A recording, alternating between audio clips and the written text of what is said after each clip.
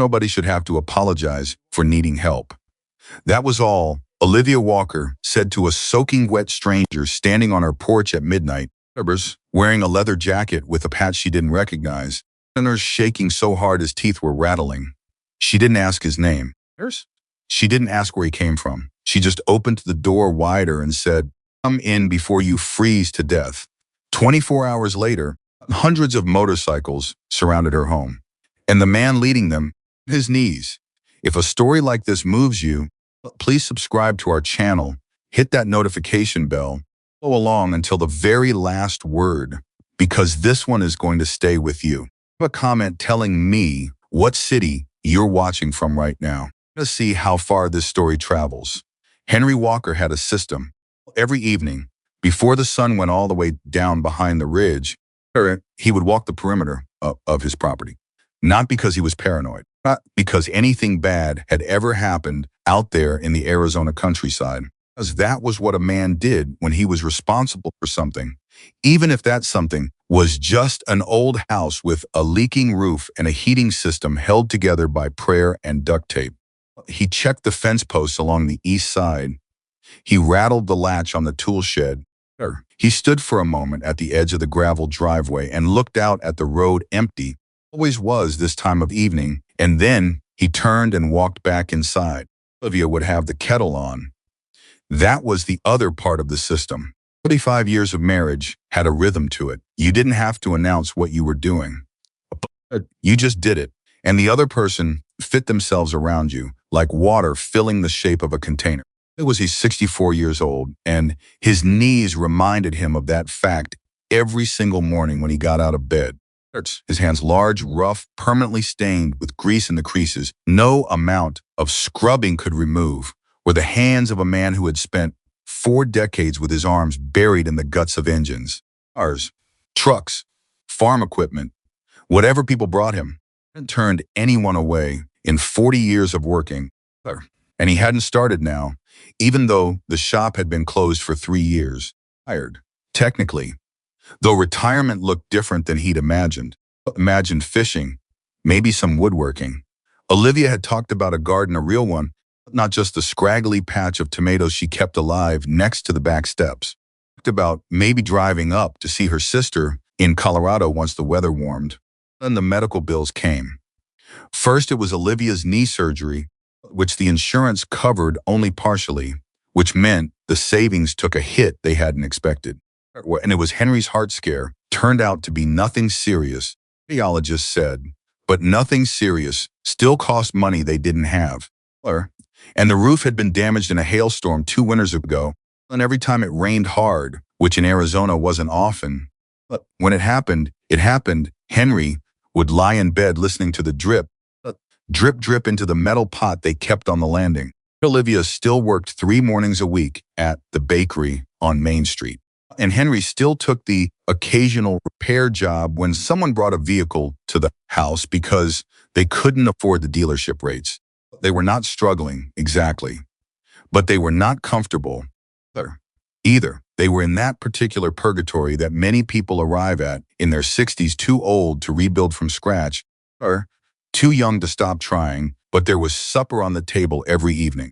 There was fire in the fireplace when the nights got cold. There was a porch light that Olivia turned on every single night without fail. Henry had asked her once why she kept the light on. Remember, they were on a dead-end road. Nobody was passing by who needed to see it. Olivia had looked at him like he'd said something mildly ridiculous. Because, she said, if someone needed to find their way here, them to be able to see us.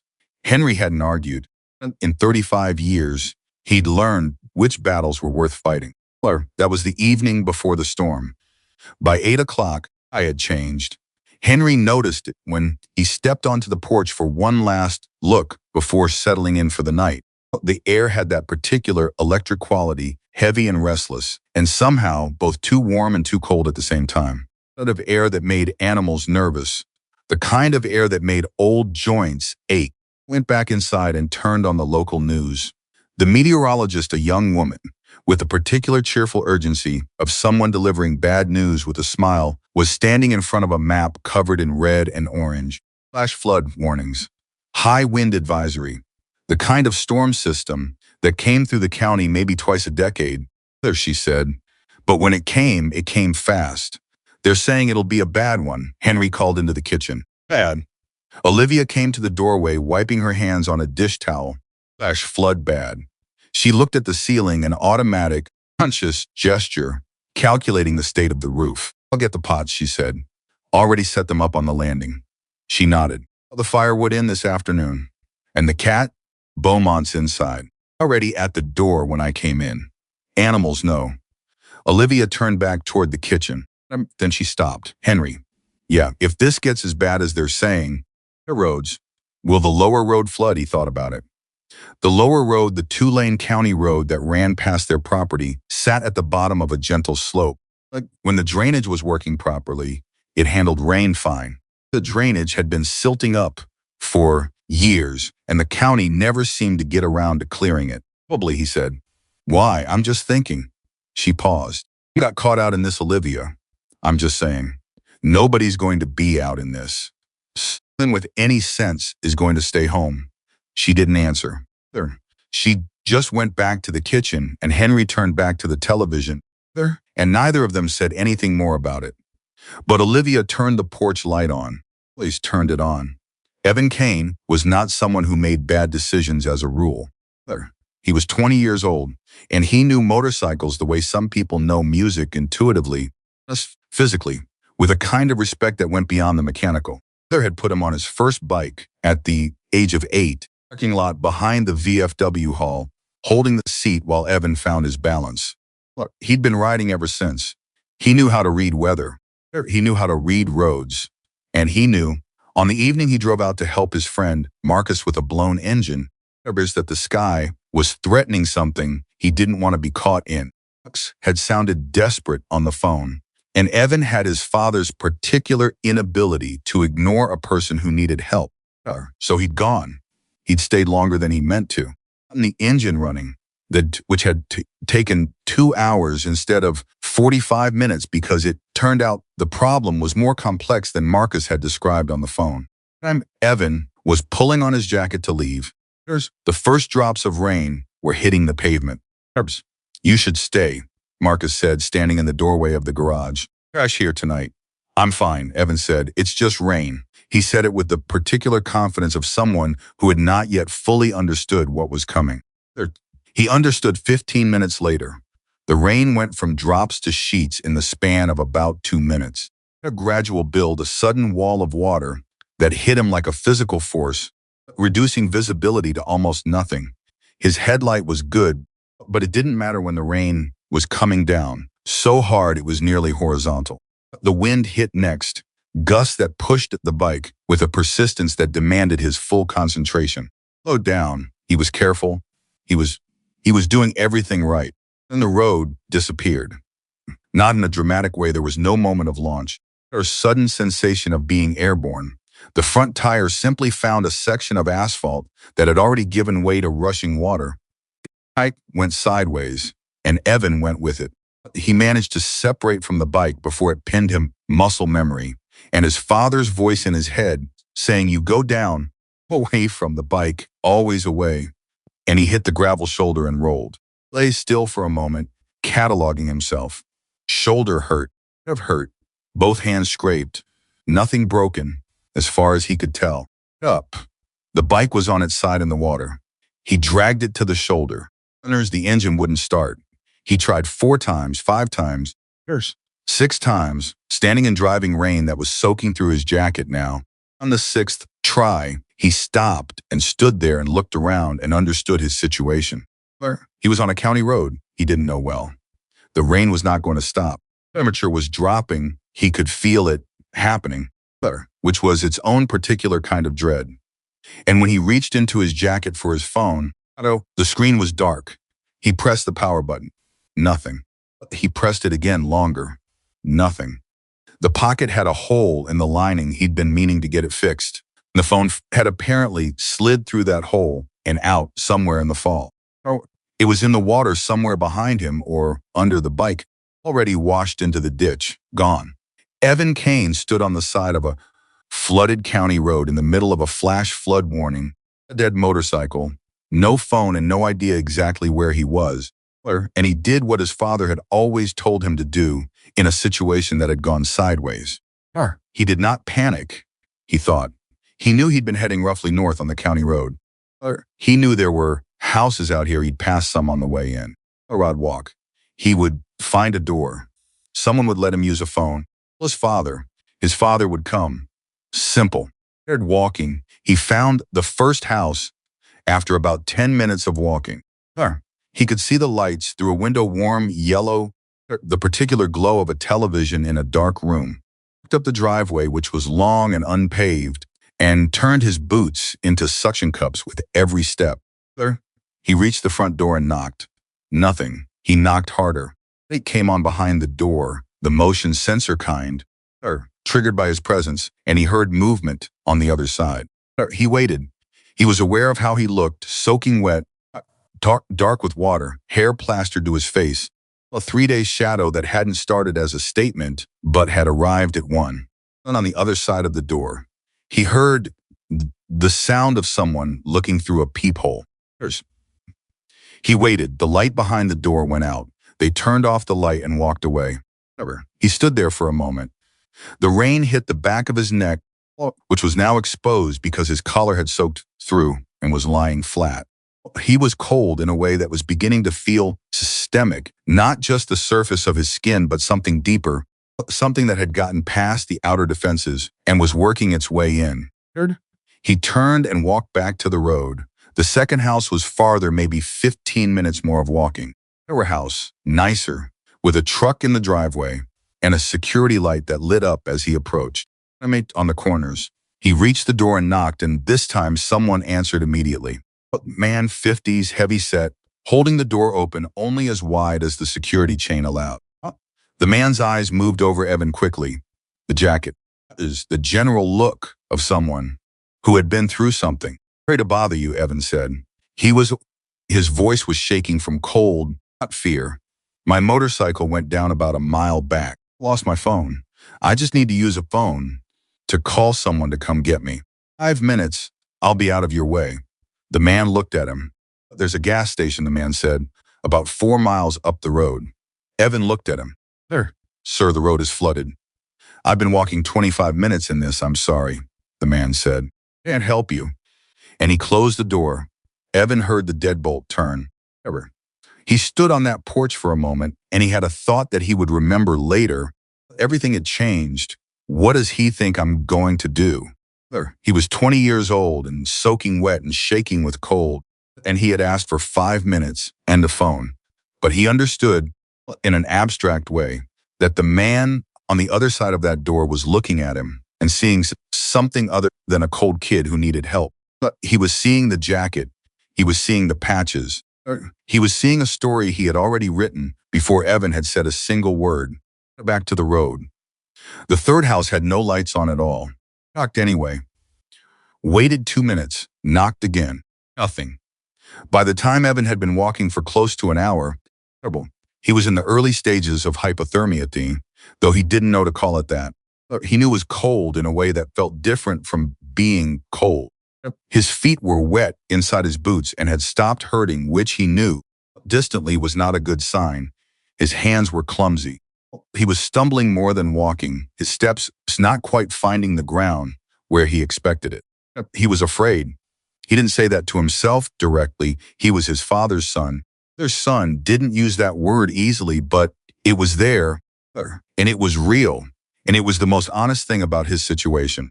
He needed help, and then he saw the light. It was a small house. It was old, even through the rain and the dark. There was something about its proportions, the shape of the roofline, of age. The fence along the front was post and rail, of it leaning. The driveway was gravel, but the porch light was on.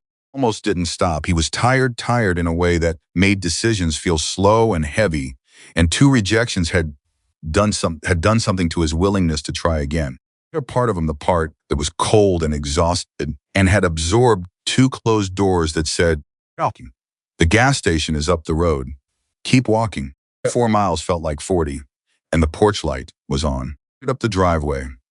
He climbed the 3 steps to the porch, and he noticed with the particular sharpened attention of someone running low on resources, the wood was solid under his feet, not rotted. Someone maintained this. Someone cared about it. He knocked. He heard movement immediately. Quick movement, not the cautious, slow movement of deciding whether to answer, the immediate movement of someone who had already decided. Opened. She was maybe 60, perhaps a little older, pulled back, and reading glasses still pushed up on her head like she'd come from a book. She was wearing a cardigan over a flannel shirt, and she was looking at him with an expression he hadn't seen in the last hour, looking at him like he was a person, not a threat, not a stranger, not a decision to be made, a person. "Oh my goodness," she said. "You're soaked through." It was such a simple thing to say, such a human thing. And Evan felt something happen in his chest, not exactly emotion, like the particular release of a held breath he hadn't known he was holding. "Sir? Ma'am, I'm sorry to bother you," he started. "My motorcycle, did you go down?" She was already looking past him, looking at the road, assessing. "Yes, ma'am. About a mile back." "Toss my phone, Henry."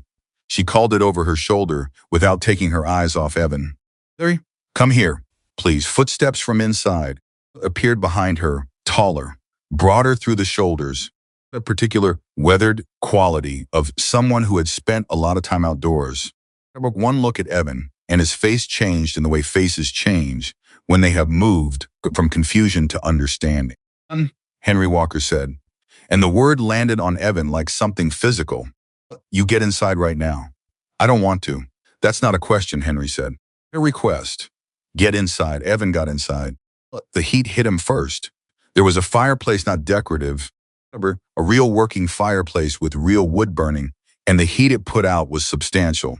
Evan stood in the entryway and felt the cold begin to leave him in stages, like something physical being drawn out, and for a moment he couldn't speak. Olivia was already moving.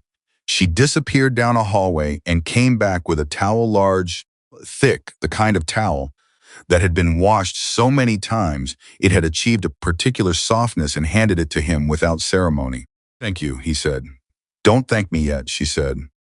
"Can you get those boots off? They're soaked through." He sat on the bench by the door and worked at the boots. His fingers weren't cooperating fully. The cold had done something to his dexterity, and Henry, making a production of it, crouched down and helped him with the left boot. Then looked down at this man, 60-something years old, touching on the floor to help a stranger with a boot, and something happened in him that he would spend a long time trying to describe later. "Got it," Evan said. "I know you've got it," Henry said. "Well, I'm just helping anyway." The boot came off. Henry set it by the door where the mat would catch the water. "Up.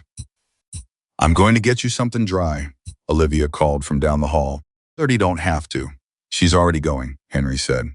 "Sir, save your energy." He looked at Evan steadily, not with the appraising look of someone trying to figure out what he was dealing with the simple, direct look of someone taking inventory of what needed to be done. "Are you hurt? Did you hit anything when you went down?" "Shoulders banged up," Evan said. "What? Nothing broken, you sure?" "Pretty sure." Henry nodded. "Warmed up enough to move?" "Getting there." "Come on to the fire. Remember then, you can finish your assessment once you can feel your hands again." He said it so matter-of-factly, as though this were simply the logical sequence of events. A cold, wet stranger in his entryway was simply a problem to be solved efficiently and without drama, that Evan followed him into the living room without thinking to argue. A large, disapproving-looking gray animal looked up from its position in front of the fireplace, registered Evan's presence, and then looked deliberately away. "Come on," Henry said. "He won't move. You'll have to work around him." Evan almost smiled. He sat down on the floor beside the fireplace. Henry gestured to the couch. The floor was closer to the heat, and Evan was chasing the warmth, and he held his hands out toward the fire and felt the sensation come back into them slowly and gratefully. Olivia came back with dry clothes, thick socks, pants, a heavy flannel shirt that was clearly Henry's. "Bathrooms down the hall if you want to change. There's towels on the rack." "Thank you," Evan said. "There?" He meant it in a way that felt insufficient to the depth of what he was feeling. Really, thank you, both of you. You said that already, Olivia said, warmth in her voice, not dismissal. Go get changed. We'll figure out your phone situation. He stood, Emerson, and he had to grip the arm of the couch to get all the way up. Neither Henry nor Olivia said anything about it or offered help that would have embarrassed him. They simply waited until he was steady.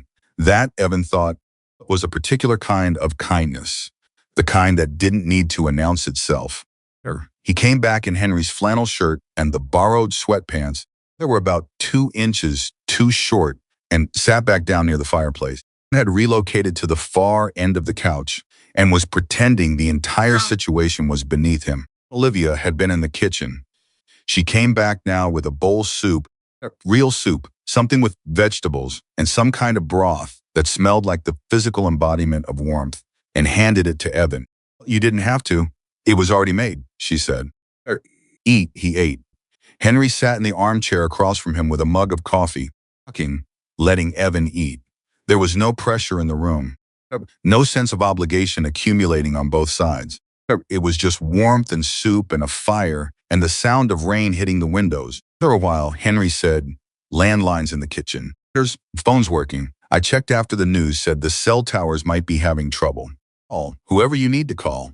My father, Evan said. Henry nodded. He'll be worried. He always worries. Evan paused. He's good at not showing it. But he worries. That's what fathers do, Henry said. I looked at him. Do you have kids? Something moved across Henry's face, not exactly pain, like the expression of someone touching a place that had healed but left a scar. Lost a daughter, he said. Long time ago. She wasn't even, he stopped. Heard again. She would have been about your age now. The room was quiet for a moment. Fire crackled. I'm sorry, Evan said. Don't be. Henry looked at the fire. Life gives you what it gives you. You learn to hold the good things and not let the hard things define everything else. He looked back at Evan. Are he close with you? Very, Evan said. About how to describe his father, and he chose the simplest truth. He's the best man I know. Henry nodded, as though this confirmed something he'd already suspected. Henry said. Before he calls every hospital in the county. Evan laughed a real laugh, sudden and surprised, and for a moment the cold and the fear of the last hour were just something that had happened, not something happening. And that distinction felt enormous. He went to the kitchen to use the phone. Victor Kane answered on the first ring. Second, the first, which told Evan everything he needed to know about his father's state of mind. Not a question, a statement. The particular compressed quality of a voice that has been holding itself very carefully together. I'm okay. Silence, 2 seconds of it. Just 2 seconds. Evan heard everything. His father wasn't saying the fear. There's the 3 hours of not knowing that were in the process of becoming something else. Where are you? He looked around for anything that might give him an address. Right above them, on the wall above the phone, there was a small wooden sign with the house number. The family puts up and stops seeing after a while because it becomes just part of the wall. Let it out. County Road 7, house number 48. There's a couple here, Henry and Olivia Walker. They took me in. You went down? Road flooded. Takes on the shoulder about a mile south. I walked. Another silence. There was processing, Evan knew. His father processed in silence, like stillness from the outside, but it wasn't stillness. It was a very intense kind of internal motion. Shoulder and hip. Nothing serious. You sure? Dad. Okay, a breath. Okay. I can't get there tonight. I need you to understand that. Roads are, I know. I looked out the window. I'll stay here. Have you asked them? Have you actually asked? Evan looked through the kitchen doorway toward the living room, where Henry was sitting with his coffee, and Beaumont was conducting whatever internal meditation cats conduct. I haven't, but I don't think that's going to be a problem. Evan, Dad, you thank them. Blee, you hear me? I hear you. Not just words. You look them in the eye and you mean it. I know. The voice shifted, still his father, but a different layer of his father, the one underneath the command voice. I'm glad you're safe. I'm very glad you're safe. I know, Evan said. I'll see you in the morning, first thing. He hung up and stood in the kitchen for a moment, his hand still on the receiver. Through the window above the sink, he could see the rain still heavy, still relentless, still turning the world outside into something formless and gray. About the first door, the second door, the third house with no lights. About the porch light. He went back to the living room. "They can't get here until morning," he said. "I know that's asking a lot." "Guest rooms at the end of the hall," Olivia said, armchair where she had apparently settled with her own mug while he'd been on the phone. "Remembers, the mattress is good. Better than the couch, anyway. Clean sheets on it already." "I didn't. I mean, when I turned the porch light on tonight," Olivia said, looking at him over the rim of her mug, "I didn't think about who might need it. I just turned it on." She set the mug down on the side table. "Whole point of a light, you don't turn it on for someone specific. You turn it on so anyone who needs it can find you." Evan looked at her. He was 20 years old, and he had grown up in a world where strength was the primary language, where you showed what you were worth through what you could do and what you could withstand. He had been taught, not unkindly, that need was something to be solved quickly and not dwelt upon. Nobody had ever said anything to him, quite like what this woman had just said. "Sure," he said, and this time the words felt like they carried everything he meant. "Come on," Olivia said to the cat, who was still pretending indifference on the couch. "Over and let the boy sit down." Beaumont did not scoot, but he turned and looked at Evan for a long moment with his yellow eyes. They blinked slowly, which Henry had told him. That's way of saying, "You're acceptable," and he turned away again, Evan's eye, and nodded toward the couch. "High praise," he said. And they sat together, a retired mechanic, a biker's son, and an indifferent cat while the storm did whatever it needed to do outside. None of them thought about what any of it would mean tomorrow. They just sat. And sometimes that is the whole thing. That is the entire act. You open a door, you light a fire. That means you give a person soup, you sit with them while the worst of it passes. No questions, no conditions, no debt established or implied. A human being saying to another, "You are not alone in this." That was what Olivia Walker did on the night of the worst storm the county had seen in years. She had no idea what she had set in motion. The storm broke somewhere around 4 in the morning. Henry knew because he was already awake, the way he was always awake at that hour, not anxious, old, the body refusing to give more than 5 or 6 hours at a stretch. He lay in bed and listened to the rain slow from a roar to a drumming to a tap to nothing. And in the silence that followed, he heard the house settle around him. That particular series of creaks and exhales that old houses make when the pressure changes. About the kid in the guest room. He hadn't said much to Olivia before they went to bed. There'd been a lot to say. They'd given the boy soups and a fire and a phone and a bed, the same things they would have given anyone. Olivia watching the kid while he sat by the fire, a particular expression she had when something had gotten past her defenses and she was trying to decide whether to acknowledge it. He knew that expression. He'd seen it 32 years ago in a hospital corridor, pointed at a 6-pound, 4-ounce infant who had arrived 3 weeks early and decided proudly and definitively that the world was not going to get the better of her. He'd seen it every time a stray animal showed up at the back door. He'd seen it whenever the news showed something bad happening to someone young. Olivia's heart was not small. It never had been. And sometimes it was a gift, and sometimes it was a weight. And the line between the two was not always clear.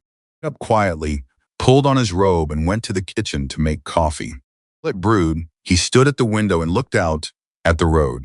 It had receded, not completely. There were still low sections holding their pools, but the worst was over. I was doing that particular pre-dawn thing where it decided between gray and dark blue and hadn't committed yet. He heard movement down the hall, not from the guest room, from the living room. Henry walked to the doorway and stopped. Evan was sitting on the floor in front of the fireplace. The fire had burned down to embers. The kid was feeding it carefully, small pieces of wood. Patient, the way someone does who has been taught to treat a fire with respect. He hadn't heard Henry. He was focused on what he was doing. And there was something about the way he was doing it, methodical, unhurried, completely absorbed in the task, that told Henry something about who this kid was. Cleared his throat. Evan looked up fast. Not scared, alert. The reflexes of someone who had been trained to know who was in a room. Sorry, Evan said immediately. I didn't want to let it go out. The temperature dropped overnight. I could feel it through the guest room window. Hope it's okay that I... It's okay, Henry said. I would have done the same. He came into the room and sat in his armchair. For a moment, they just existed in the same space without speaking, watching the fire begin to rebuild itself from what Evan had given it. Sleep? Henry asked. Some, Evan said. He paused. I kept thinking about the bike. The bike will keep. It's not really about the bike. He was quiet for a moment. I keep thinking about how fast it happened. Everything was fine. And then the road was just he stopped. I've been riding since I was 8 years old. My father taught me. Yeah. I know weather. I know roads. And it still happened. That's the thing about the kind of things that can still happen, Henry said. They don't care what you know. Evan looked at him. There says something like that. Smart man. Very. A pause. I'll be here first thing. He said first thing. And he means it. He's not someone who says things and doesn't mean them. Good quality in a person, Henry said. Coffee was done. He could smell it from the kitchen. And he went and poured 2 mugs and came back and handed one to Evan with both hands, the way you do when you're still carrying cold from the night before. They drank. Outside, a bird started the first one.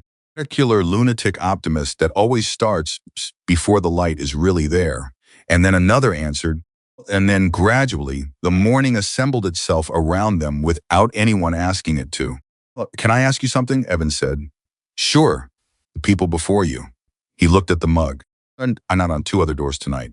Before yours.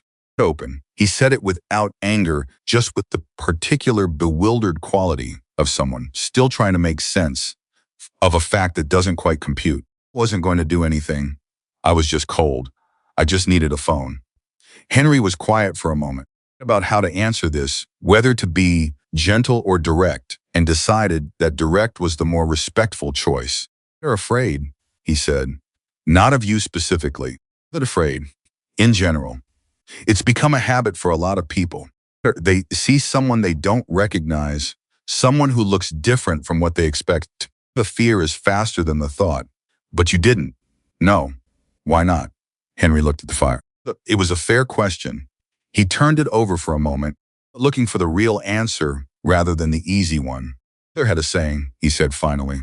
A door is just a wall with a choice in it.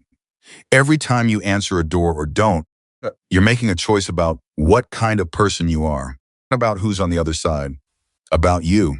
Evan was quiet for a long time, like your father was wise. He was. He was also stubborn and difficult, and he burned everything he tried to cook. Yes. Henry took a drink of his coffee. Your father, you said, he's the best man you know. What makes him that? The question seemed to land differently than Evan expected. He looked at Henry, and something in his expression shifted, opened, somehow like a door. He never lets the people he loves down, Evan said. Made promises of them. Over a lot of years, I have never once seen him break one. Not one. None of them cost him real things, real money, real safety. And he paid the cost without complaining, needing anyone to notice. Henry nodded slowly. The man who keeps his promises, he said, is a rare thing. The rarest, Evan said. Ought to be. Then after a moment, I think he's going to want to do something. To thank you. He's not going to he won't let this sit. Not who he is. He doesn't need to do anything, Henry said. Sure. I know that. He knows that too. But that's not the point. Evan looked at him steadily. Bothers. For him, not doing something would be the wrong answer. Do you understand what I mean? Henry thought he did. He'd known men like that, men for whom a debt was a real thing, a social nicety, not a figure of speech. Men who treated obligation the way they treated a promise. Something you carried until it was settled and not a day later. Tell him thank you is enough, Henry said. Tell him we're just glad you're safe. Evan nodded. The expression on his face said clearly that he'd passed the message on and that it would not, in fact, be the end of it. Neither of them knew how right he was. Henry heard Olivia's alarm go off down the hall. She had it set for 5:30 even on weekends, but 40 years in the making. And a few minutes later, she appeared in the doorway in her robe, with the particular expression of someone who has decided to be awake and is committed to the decision. She looked at the two of them, rebuilt, coffee mugs. A cat who had migrated from the couch to Evan's vicinity at some point in the night and was now sitting about 3 inches from the kid's knee with an expression of studied indifference. She said, "I see Beaumont has made a decision." "He came to me around 3, Evan said. "I think he was cold." "He was not cold," Olivia said. "That's 12 pounds of fur." He was making a character assessment. She went toward the kitchen. "Breakfast." "Don't argue with me." Evan looked at Henry. Henry shrugged. "She's going to make it anyway. Might as well eat it." And that was the beginning of the morning before everything changed. A morning that was still ordinary. Before the sound of engines reached them across the quiet countryside and turned the world into something none of them had prepared for. That came later. First, there was breakfast. Olivia made eggs and toast, and a skillet of something with potatoes, and what appeared to be every vegetable she had on hand, which was substantial. She cooked the way she did everything efficiently, ceremony, with an underlying current of warmth that expressed itself not in grand statements, but in whether your plate was full. Evan ate like someone who had been cold and scared and was now neither of those things and was making up for lost time. Himself halfway through the plate and looked up. "Harry," he said, "I haven't eaten like this, and don't apologize for eating food I put in front of you," Olivia said. Across the table, "It's an insult to the cooking." Evan blinked, and he laughed, and Henry laughed too, because the kid's laugh was the kind that surprised him, sudden and genuine and younger than the rest of him, like a window opening. "She means it," Henry said. "For 35 years I've learned. Don't apologize for eating. Don't apologize for sleeping. Don't apologize for needing things." "The apology is for you," Olivia said. "Not for me. You apologize because you feel like you're a burden. Or not. So the apology is a lie, and I don't accept lies at my table." Evan stared at her for a moment. "They're very direct," he said. "I'm 62 years old," she said. "I have time not to be." He looked down at his plate, and something happened in his face, something quiet and private and not quite visible, of internal shift that happens when a person hears something they needed to hear and didn't know they were waiting for. He ate the rest of his breakfast. After they'd cleared the plates, Evan insisted on helping. Olivia let him because she recognized a person who needed to contribute. They ended up back in the living room. And was up fully now, doing what Arizona sun does, asserting itself. The light through the front windows was specific and bright. Henry brought out a toolbox. Not for anything particular. It was just where he went when he didn't know what else to do with himself. They're working on a carburetor from a neighbor's riding mower for 2 weeks. Out of habit, then urgency. And he set it on the coffee table and looked at it. Evan looked at it too. "You need help with that?" Evan asked. They looked at him. "You know carburetors? My father taught me engines before he taught me to ride," Evan said. "Understanding how a thing works makes you respect it more." He held out his hand for the carburetor. Henry handed it over, and the kid turned it in his hands with the particular rotating, probing examination of someone who knows what they're looking at. "The valve's stuck," Evan said, after about 15 seconds. Henry looked at him. "Yeah," he said. "That's what I thought too. You have a can of carb cleaner?" "In the shed. If you've got 10 minutes, I can have this running." Henry studied him for a moment. He got up and went to the shed. They worked on the carburetor together at the coffee table. Evan's hands moving with a confidence and precision that was completely at odds with how he'd looked coming through the door the night before. And Henry found himself falling into the particular comfortable silence of two people engaged in a shared task. Then, like working with a stranger. It was like working with someone who spoke the same language, not English, language of mechanics, of cause and effect. Problem and solution. "Who taught you?" Evan asked, looking up from what he was doing. "My father," Henry said. "Same as you, he was a mechanic. His father was a blacksmith. Not that different when you think about it. Understanding metal, understanding heat, understanding that things break, and the answer to broken things is patience and the right tools. My grandfather was a machinist, Evan said. I looked at him. Where? Akron, Ohio, before they moved west. Same trade, Henry said. Large scale. Evan glanced up. There was something in his expression of recognition, a connecting of dots. Your whole family was mechanics? 3 generations of men who could not leave a broken thing alone, Henry said. It's a curse and a calling. Evan smiled at that. It was a different smile from the earlier laugh, quieter. They're internal. My father says the same thing about what he does. He didn't elaborate there, and Henry didn't ask. He says once you decide that broken things deserve to be fixed, really stop seeing what's broken. It follows you everywhere. That's the curse part, Henry said. Carburetor. Yeah. He held up the carburetor, examined it against the light. Paul says the calling is worth the curse. Henry looked at him for a long moment. How old did you say you were? 20. You talk like someone older. Evans set the carburetor down and picked up the carb cleaner. There talks a lot. I've spent a lot of time listening. A pause. He's not people who don't know him think he's intimidating. He is a little. But mostly he thinks about things, talks about them when he's ready.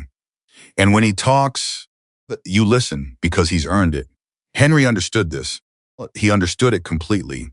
He had known men like that, not many, or some. Men whose silence was not emptiness but accumulation. Routers. Men who, when they spoke, said things that stayed with you. He sounds like someone I'd like to meet, Henry said. Evan looked up at him. Something flashed in his expression, not quite amusement, quite anticipation, something in between. I think Evan said carefully, there will be that you will. That was the second warning Henry didn't hear. The carburetor took 11 minutes. They tested it on the mower in the driveway. It ran clean and smooth on the first pull, which gave both of them the particular satisfaction that only comes from fixing something with your hands. And Henry was putting the mower back in the shed when he heard it. He heard it first. So distant, he almost dismissed it as a trick of acoustic sound, travels strangely after a rain, and off wet surfaces, arriving from unexpected directions. He stood still for a moment and listened and thought, that's real. That's real, and it's coming from the road. To the front of the house. Olivia was already on the porch, holding her coffee mug with both hands, and she was very still, which was the thing that made his chest tighten. Olivia was not a woman who stood very still, always moving, adjusting, doing. When she stood completely still, it meant something had taken her full attention. He climbed the porch steps and stood beside her. It was unmistakable now. Engines, motorcycle engines, the particular collective low thunder of a large group moving together, hurried, organized, not racing, not chaotic, moving with a deliberate, coordinated weight that you felt in the ground before you heard it clearly. Olivia said. How many? He listened. He had enough mechanical knowledge to read engine sounds the way some people read music, by pitch and rhythm and layering. What he was hearing was not a dozen, not 20. A lot, he said. Of them. The neighbors, the Prentice family to the left, Garcias to the right, were appearing at their windows. He could see curtains moving, faces at glass. Further down the road, it had come out onto their porch and was shading their eyes against the morning sun. And then they came around the bend, an ocean of chrome and black and leather, riding in formation, 2 by 2 down the county road. Each rider sitting straight, throttle easy, the pace of people who had somewhere to be and were choosing their arrival. What they made together was not aggressive. It was simply enormous, the sound of collective presence, the organized weight of a statement being made without words. As they filled the road, they filled it from one side to the other. As they reached the Walker property, the front riders slowed, and then the ones behind slowed to match, and they came to a stop in a long line that stretched further than Henry could see in either direction. Engines idled for a moment, then went quiet. The silence after was stunning. Henry had worked around loud machinery. His whole life he knew silence after noise, particular physical relief of it. But this silence was different.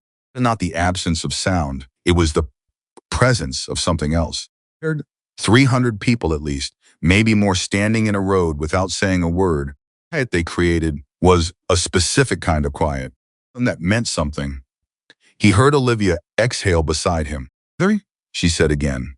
"I know," he said. The rider at the front of the formation was already moving, dismounting, kickstand down, helmet off. He was a large man, built through the chest and shoulders, in the way of someone who had spent a lifetime in physical work. His hair was dark going gray, cut short. He wore the same vest as the others, black leather, patches, the insignia of the Hells Angels chapter, but there was something about the way he carried himself that was different from the riders behind him. Aggressive, not threatening, something more complicated than that looked, Henry thought, almost solemn. He walked through the gate of the Walker property alone, up the gravel driveway to the foot of the porch steps, and he stopped. He looked at Henry. He looked at Olivia. Paul was working like he was preparing something, organizing words the way people do when they've been rehearsing them and are afraid of what comes out if they stop rehearsing. And then without a word, Victor Kane, the leader of the chapter that 100 riders had followed across the county on a Tuesday morning, lowered himself to one knee on the gravel driveway of an old house on a back road in front of two ordinary people who had done one ordinary thing. He knelt. Olivia's hand found Henry's arm and gripped it. Henry did not move. He was not a man who moved quickly when he was processing something. He believed in giving a thing the time it needed. He waited. Victor Kane looked up at them from where he knelt on the gravel. When he finally used, it was a low, controlled thing, the voice of a man not given to public emotion, who was using everything he had to hold himself together. "My son," Victor said, "came home last night." He stopped. He told me what happened, all of it. He told me about the road, me about the cold. He told me about the doors that didn't open. A pause. And then he told me about yours. Henry felt Olivia's grip on his arm tighten. "I have people who count on me," Victor said. "I have people who follow me and trust me and look to me to know what the right thing is." He looked directly at Henry, and the look was level, unguarded, the look of one man speaking directly to another without any theater between them. "Last night, the most important person in my life needed help, and two strangers were the only ones who gave it. I don't know how to stand here and pretend that's a small thing. How to be the kind of man who lets that go without acknowledgement." He reached into his vest pocket and produced something, a card or a token Henry couldn't quite see, and held it at his side. "I'm not here to make trouble," Victor said. "I'm not here to make you uncomfortable. I'm here because my son asked me what I was going to do, and the only answer I know, you honor what deserves to be honored. And then you do something about it." He stood up, taller standing than he'd seemed kneeling, which was the opposite of how it usually worked. Henry understood that the kneeling had not been a diminishment. It had been a choice, a deliberate, conscious choice about what this moment required. Victor extended his hand. Henry walked down the porch steps and shook it. The grip was firm and dry, and brief, the handshake of a man who means what he does and doesn't need to prove anything by the doing. "Kane," the man said. "Henry Walker." Something passed across Victor's face, recognition of a kind, like hearing his son's description confirmed by the reality of the person standing in front of him. He said, "My son told me you said that a door is just a wall with a choice in it." Henry blinked. He hadn't expected that. "He's been thinking about it since this morning," Victor said. "He told me on the road about 40 minutes ago, and he repeated it to me." A pause. The jaw tightened for a moment, that same internal effort to hold the emotion at its edges. "I've known a lot of men in my life, some of them wise and some of them not. They're the wisest things I've ever heard." Henry didn't know what to say to that. Then a man comfortable with being told he was wise. He was a man comfortable with tools and engines and breakfast. "We just did what anyone should do," Henry said. Victor nodded slowly. "They didn't," he said. "And you did." He let that sit for a moment.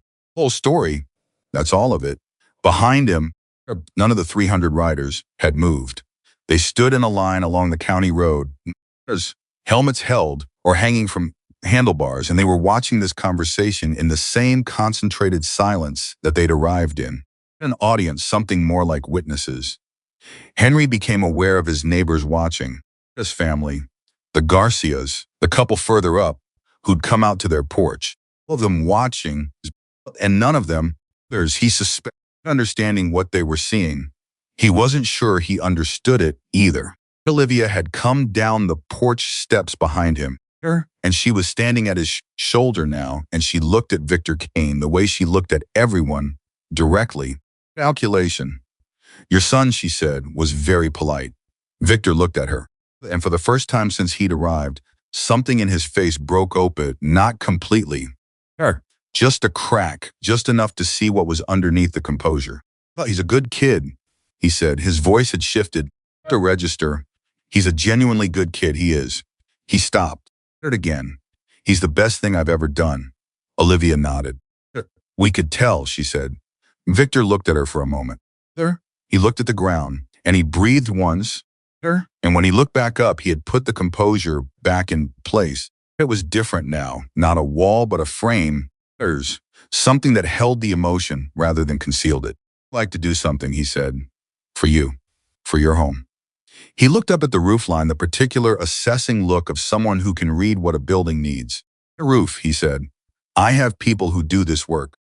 Good people, if you'll let us. You don't need to, Henry started. I'd need to, Victor said. Not harshly, but firmly I need to, because it's the right thing. My son needs to see that the right thing gets done. Not because there's a ledger somewhere with amounts on it. Because this is what people do for each other. Henry looked at Olivia. Olivia looked at Henry. They had their own language, 35 years of it, and this exchange took about 3 seconds and communicated everything. He looked back at Victor. Then thank you, he said. Victor gave a single nod. He turned and looked at the riders behind him. One look, just 1 in 300 people became orderly motion, organized without any visible signal. Some began reaching into saddlebags. To the trucks that had apparently followed in the procession, Henry hadn't noticed them until now. Up trucks with tools in the beds and lumber tied down in the back. They had come prepared. They had known when they set out this morning they were going to do. Henry stood in his driveway and watched 300 strangers begin to care for his home.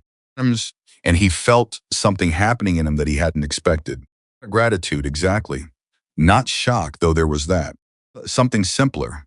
Something that felt, if he was being precise about it, like being seen, like being told, we know what you did, and we know what it cost you, and we know who you are, and none of that is invisible to us. He was 64 years old. He had fixed things for other people his entire life. He had opened his door, and what he had asked for nothing in return, and it meant the not asking genuinely without martyrdom. Have it witnessed, to have it matter to someone beyond the moment it happened. To stand in your driveway on a Tuesday morning and see 300 people who had driven across the state because of a choice you'd made in a doorway at midnight. He was not a man who cried easily. He looked at Olivia, and she was watching him with that expression she had that had been on her face 32 years ago in the hospital corridor. And he understood that she felt it too. Both of them. One time, seen. You okay? She said quietly. In there, he said. She put her hand in his, hold it. Across the road, a neighbor, the Prentice boy, 18 years old, who had spent the morning watching from behind a curtain, came out of a house and walked down to the fence and said, to one of the riders standing near his property line, is there anything I can do to help? The rider looked at him, then looked at Victor, who was surveying the house with 2 other men who appeared to know exactly what they were doing. I looked back at the Prentice boy. You got a ladder? The rider asked. The boy said. Then yeah, the rider said, there's something you can do. And Evan Kane, who had been standing beside his father through all of this, watching every moment of it with the expression of someone who is seeing what they hoped for come true in a form larger than they imagined. Evan walked over to Henry and stood beside him and didn't say anything for a while. And he said, I told you he'd want to do something. Henry looked at him. Did, Henry said. I also told you, Evan said, that you'd meet him. Henry looked at where Victor Kane was standing, 30 feet away, talking to the men who were already moving ladders and examining the damaged sections of the roof with the focused attention of people who know their trade. There. Yeah, Henry said. You did. They stood there together, the retired mechanic and the biker's son, and watched the morning do something none of them had planned for it to do. Something worth remembering. The first ladder went up at 7:42 in the morning. Henry knew the exact time because he looked at his watch when he heard the metal feet hit the side of the house, a reflex, a mechanic's habit of noting when something starts so you can track how long it takes. He looked at his watch, and then he looked up, and there were already two men on the roof, moving with the careful, practiced efficiency of people who had done this kind of work before.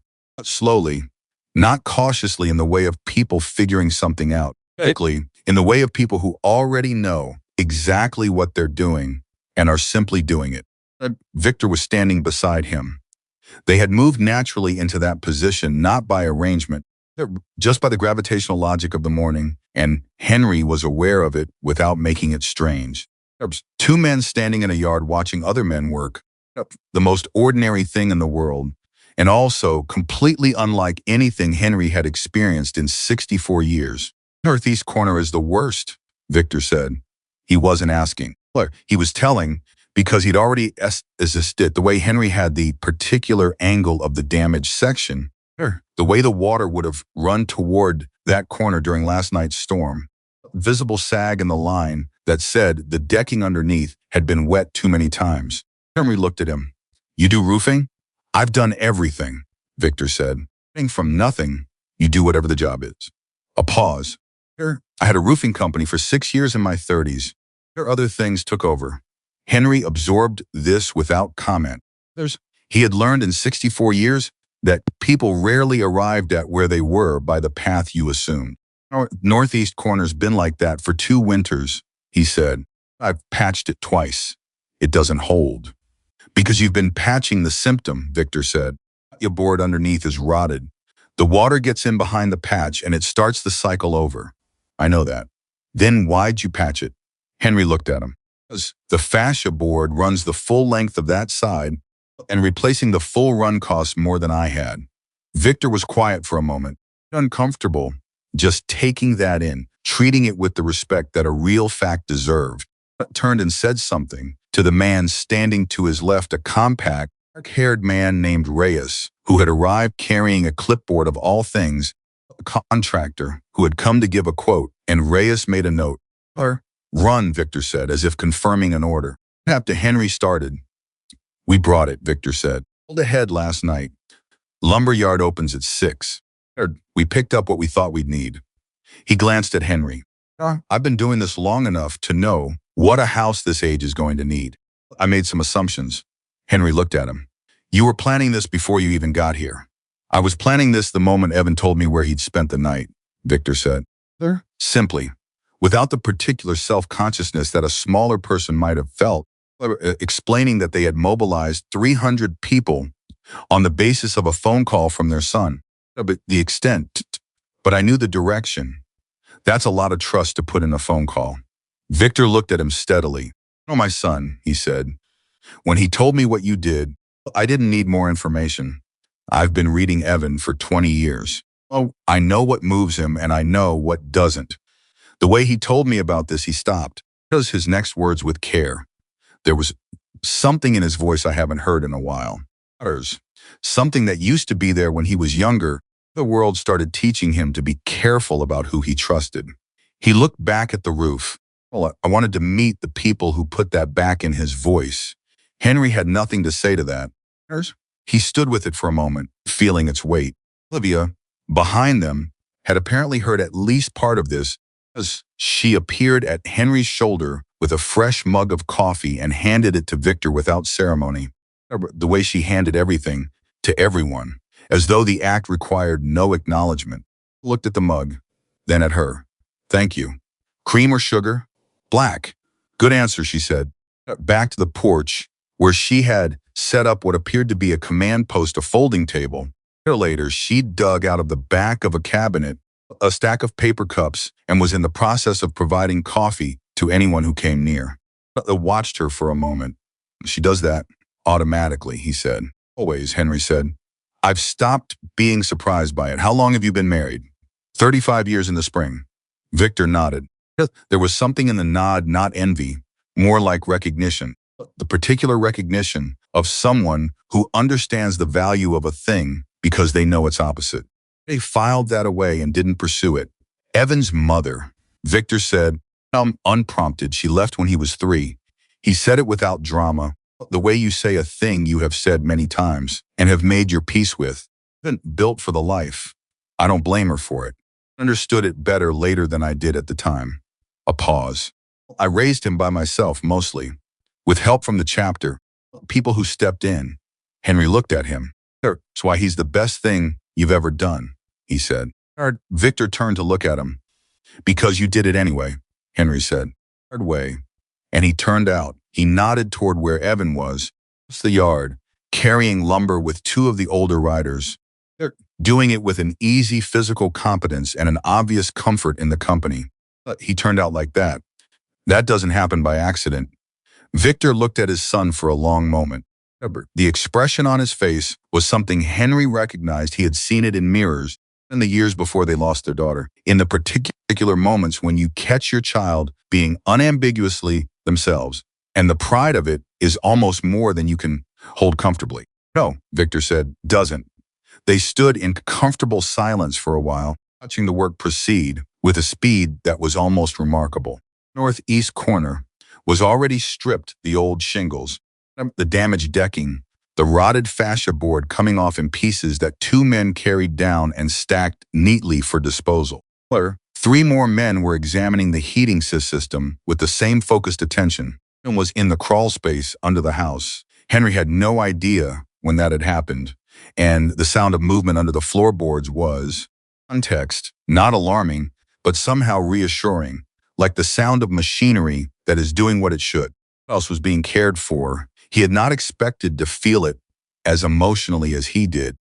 He was not a man who was accustomed to being on the receiving end of things. He fixed, he maintained, he provided, he opened doors.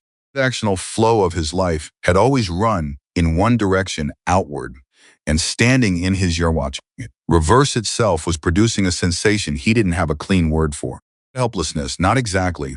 More like being held, somehow, the particular feeling of someone taking a weight you'd been carrying for so long, you'd stop noticing it was heavy, but you knew it had been there because of what you felt when it lifted.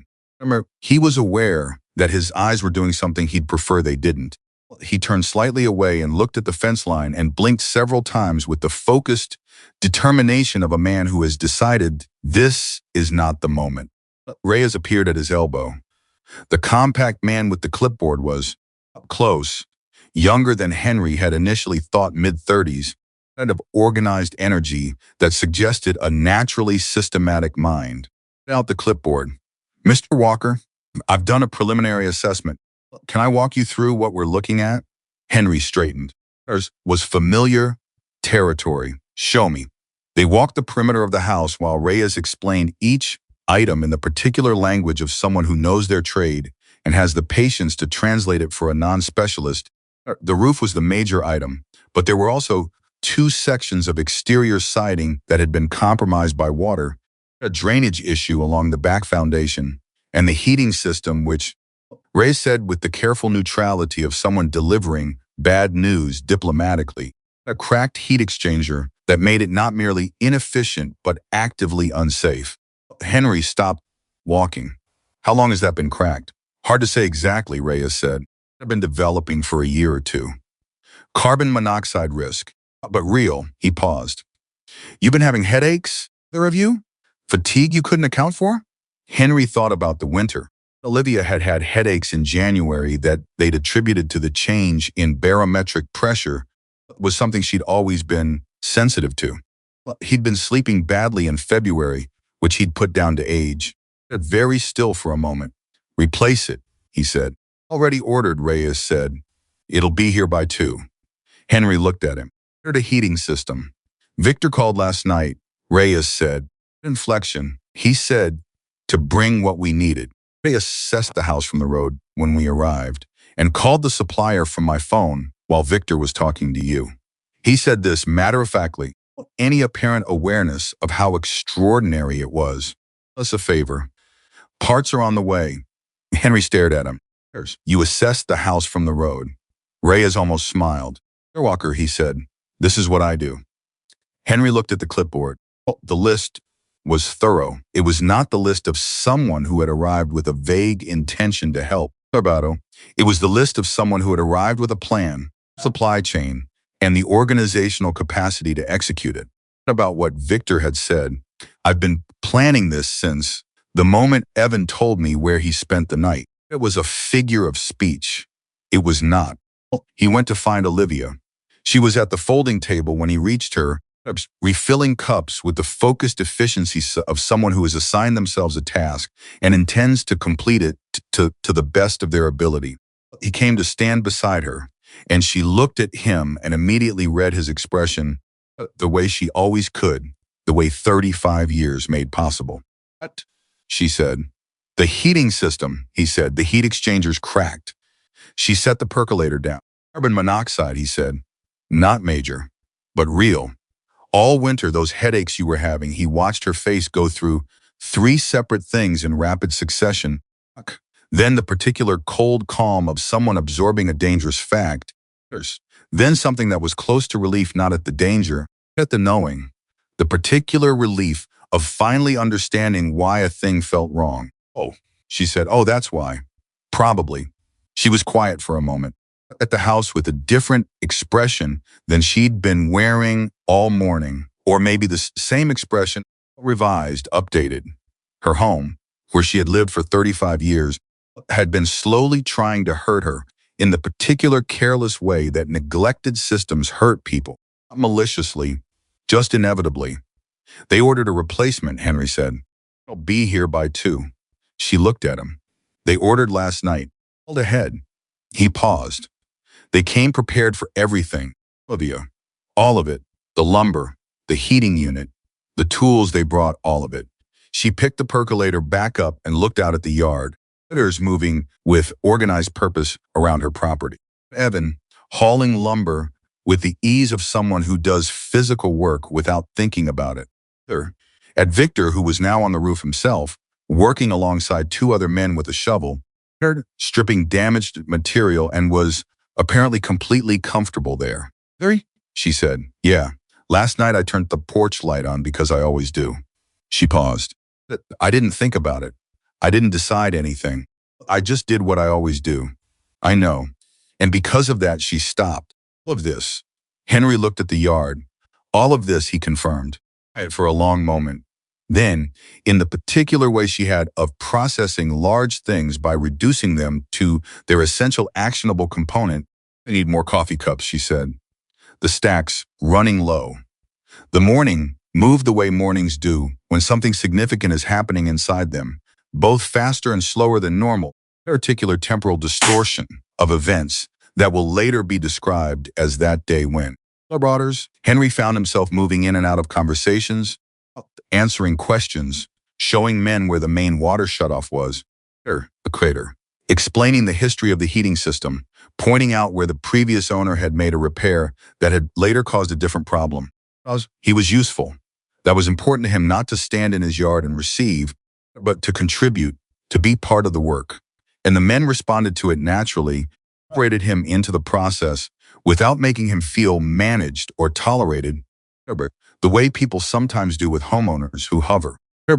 It was around 10 in the morning when the Prentice boy's mother came over. At the folding table with a large aluminum tray covered in plastic wrap, and she set it down in front of Olivia, and she said, particular apologetic directness of someone who has been thinking about something for a while. I watched last night from the window. When he came to the door, I watched him walk up, and I didn't. She stopped. Again, I'm not going to make an excuse. I'm going to bring food. Help, if that's okay. Olivia looked at her. Donna Prentice was 55 years old and had been their neighbor for 12 years, and they had exchanged pleasant waves and occasional cups of sugar and nothing deeper, as that was the particular shallow orbit of neighborhood relationships that never found an occasion to go further. But this was an occasion. Set it down and grab a cup of coffee, Olivia said. Meet Victor. He's the one on the roof. Donna looked at the roof. where Victor was visible, pulling damaged shingles with the methodical efficiency of someone who has stripped a lot of roofs. Back at Olivia. He's up there himself? He said he's done this kind of work before. Olivia handed her a cup. More sugar, both, Donna said. Is that allowed? At my table, Olivia said, everything's allowed. By 11, 4 more neighbors had appeared. Mrs. Garcia brought tamales. The retired school teacher 3 houses down brought a cooler of drinks. This boy's father, who had spent the morning watching from a distance with the careful neutrality of a man reserving judgment, over at 11:15 and stood at the fence until one of the riders, a tall, red-haired man named Calloway, noticed him and walked over, spoke for a few minutes, and then the father went back to his garage and came back with power tools and an extension cord. Henry watched all of this happen and felt something he did not immediately have words for. He had lived on this road for 35 years. He had waved at these people.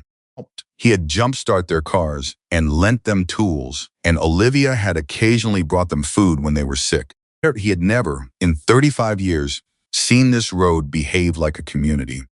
He had never seen it gather itself around a thing and say, this matters, and we're here. It had taken 300 strangers to show the neighbors who they could be to each other. About that for a long time. It was Evan who came to find him around 11:30 when Henry had retreated to the shed not to hide, just to breathe, just to have 10 minutes of solitude to process the morning in the particular way he processed things. It required quiet and the familiar smell of oil and metal. The kid knocked on the open door of the shed before coming in. That detail registered with Henry, the knock on an open door, a particular courtesy of someone who understood that a closed-off person in an open space deserved the same respect as behind a closed one. "Hey?" Evan asked. He was in the doorway, not fully inside, waiting to be invited. Henry waved him in. "Just getting my head around the morning." Evan came in and sat on the old stool in the corner Henry had been sitting on since 1987 and looked at the organized chaos of the workbench the way he'd looked at the carburetor that morning with genuine interest. Reading it. "You've got a good shop," he said. "I've had a long time to organize it." Evan picked up a timing tool from the bench edge and turned it over in his hands. Examining it, he set it down carefully, exactly where it had been. "Oh, my dad's been on more roofs than he's counted," he said. "Then put men to work on something he's not willing to do himself. That's been his rule since before I was born." Henry looked at him. "He said something like that this morning, that he's done everything." "He has." Evan looked at the wall where Henry's tools hung organized by type and size, each one on its own hook, each hook labeled in permanent marker. He built his first chapter meeting room with 4 people, 3 hammers and a cracked foundation, over one summer. He has a picture of it on his office wall. It looks like it should have fallen down in the first rainstorm. He paused. "It's still standing. That's a good thing to have on your wall," Henry said. He says it reminds him of what people can do when they decide to. Henry looked at his own wall. The labeled hooks. 35 years of accumulated order, maintained not because anyone required it, but because Henry Walker was a man who believed that the state of your tools reflected the state of your thinking. Father had told him that. He had never stopped believing it. He said, "Yeah, what your father did today. The way he did it, the planning, the people, the scope of it." He paused, finding the right words. "I've received generosity before. Everyone has. But I haven't in 64 years. Honors. I haven't been on the receiving end of something organized. Something that said, 'What about you?' Specifically, we made a plan." He stopped. "That's a different kind of thing." Evan was quiet for a moment. He said, "The same thing about what you did," he said. "The scale, but the specific." He said, when I told him about how you didn't ask any questions, "Got me in," he said, "that's rarer than kindness that waits for a reason." He said, "Most people are kind when kindness is easy. You were kind when it cost something." Henry looked at him. "Cost much." "Dry clothes cost something," Evan said. "Soup in a storm costs something. A phone call when yours is dead costs something." He looked at Henry steadily. "Didn't have much." That's what he said. "I told him about the house, the heating. I told him how you lived. And he said that's the kind of kindness that costs everything. It comes from someone with nothing to spare, a pause, and kind you don't let go unreturned. Henry was quiet. Outside the shed, he could hear the work continuing, hammers, voices, the sound of someone's radio playing something country and quiet. Of a Tuesday morning that had become something else. I've told him it was a nice couple and left it at, Henry said. Evan agreed. Why didn't you? Evan set down the timing tool he'd picked up again without realizing it. And he looked at Henry directly. Because you looked me in the eye, he said. That past me, not through me. The way some people do when they're being polite, but they're not really seeing you. You looked at me like I was actually there. He stopped. Like a small thing. It's not a small thing. Henry sat with that. It was not a small thing. He knew it wasn't because he'd been on the other side of it. He'd been invisible in stores, government offices, in the occasional interaction with someone younger who looked at a 64-year-old mechanic and made a calculation about what he was worth engaging. Oh, he knew the particular texture of not being seen, and he thought about the two doors that hadn't opened. The man who had looked through his peephole and walked away. The people who had seen Evan's jacket and written the story before asking a single question. A kid in the rain, Henry said. That's what I saw. I know, Evan said. I'm here. He meant the shed. He also didn't only mean the shed, and they both knew it, and neither of them made it more complicated than it was. They sat in companionable quiet for a moment, and then Henry stood up and said, Come on. We're going to go see if that fascia board's coming along the way it should. They went out into the morning together. There was off the roof by then, and standing with Reyes, reviewing something on the clipboard. He looked up when Henry and Evan approached, and his expression had a quality. Henry was beginning to recognize an openness that the morning had gradually widened. The controlled man becoming, incrementally, less controlled in the sense of losing authority, but in the sense of not needing it as much in this particular company. These corners done, Victor said. Decking solid on that side now. We're moving to the west slope. There's a section of flashing that was improperly installed originally. Probably been leaking slow for 5 years or more. I thought that was the attic insulation problem, Henry said. Oh, it is the attic insulation problem, Victor said. As the flashing's been feeding water into the insulation every time it rains. Fix the flashing, fix the insulation. Henry looked at the clipboard. How much insulation are we talking? About a third of the attic, Reyes said. But we have rolls in the truck. Henry stopped, pretending to be surprised by what was in the truck. Here, he said. The man looked at him. I want to ask you something, and I want you to answer me straight. That's the only way I know how. This morning, everything you've done, I understand the gratitude. And I'm not diminishing it. I'm not refusing it. I'm going to be clear about that. He paused, but I want to understand something. Of something, the angels, the chapter, all of it your whole adult life. And the world has a particular idea about what that means. I'm not saying they're right. I'm saying the idea exists. He looked at Victor steadily. What do you want people to see when they look at today? Victor didn't answer immediately. He looked at the house, then at the riders working on it, then at the neighbors who had gradually joined in, a folding table where Olivia and Donna Prentice were talking with a natural ease that had not existed 4 hours ago. There was a veteran, Victor said. He came back from Vietnam broken in ways he never fully fixed. The rest of his life being defined by what people thought he was. What he did, not who he was, what they thought he was, based on what they'd been told. He stopped. I joined the Angels when I was 22 because they were the only people who looked at me and saw a person, category. He looked at Henry. What do I want people to see? I want them to see what's actually in front of them. I want them to see what happened, that two people opened a door when others didn't, but we showed up to say that matters. That's all. He paused. I've learned you can't control what people see. You can only control what you do. So we do the thing that's right and we let the seeing take care of itself. Henry looked at him for a long moment. There said something once, Henry said. He said the measure of a man isn't what he does when everyone's watching. It's what he does when the only person who'll know is himself. Victor was very still. Last night, Henry continued, we didn't open that door for any reason except it was the thing to do. Nobody was watching. Nobody was going to know. It was just the thing. He paused. What you're doing today is the same. You're not doing it for what people see. You're doing it because it's the thing.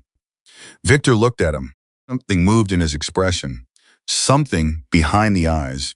A particular movement of a man who has been understood precisely, which is a different experience from being understood generally. He said quietly. Then we're the same kind of man, Henry said. Rode to the same place. Victor put his hand out. Henry shook it again, but differently this time. Not the formal greeting from the driveway, not the introduction, something else.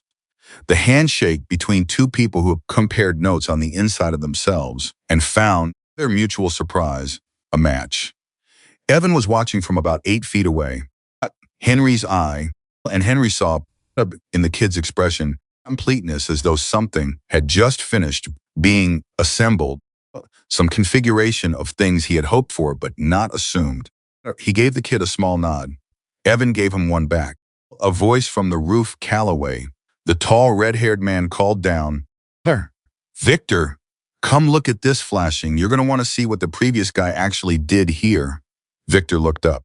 His expression shifted into the particular aggrieved focus of a man whose professional sensibilities are about to be offended. What did they do? You're going to be angry, Calloway said. Victor looked at Henry. Henry shrugged. And Victor Kane, the respected leader of the chapter, the man who had ridden across the county at the head of 300 bikes, turned and climbed a ladder to look at some flashing and be righteously annoyed about it, the way any man who knows his trade gets annoyed when someone else has done it wrong.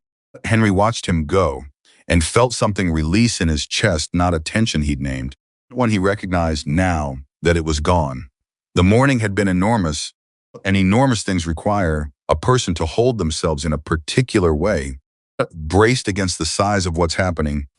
And then, announcement, it became simply a Tuesday with more people in the yard than usual, and the sound of work being done correctly, a Tuesday nonetheless.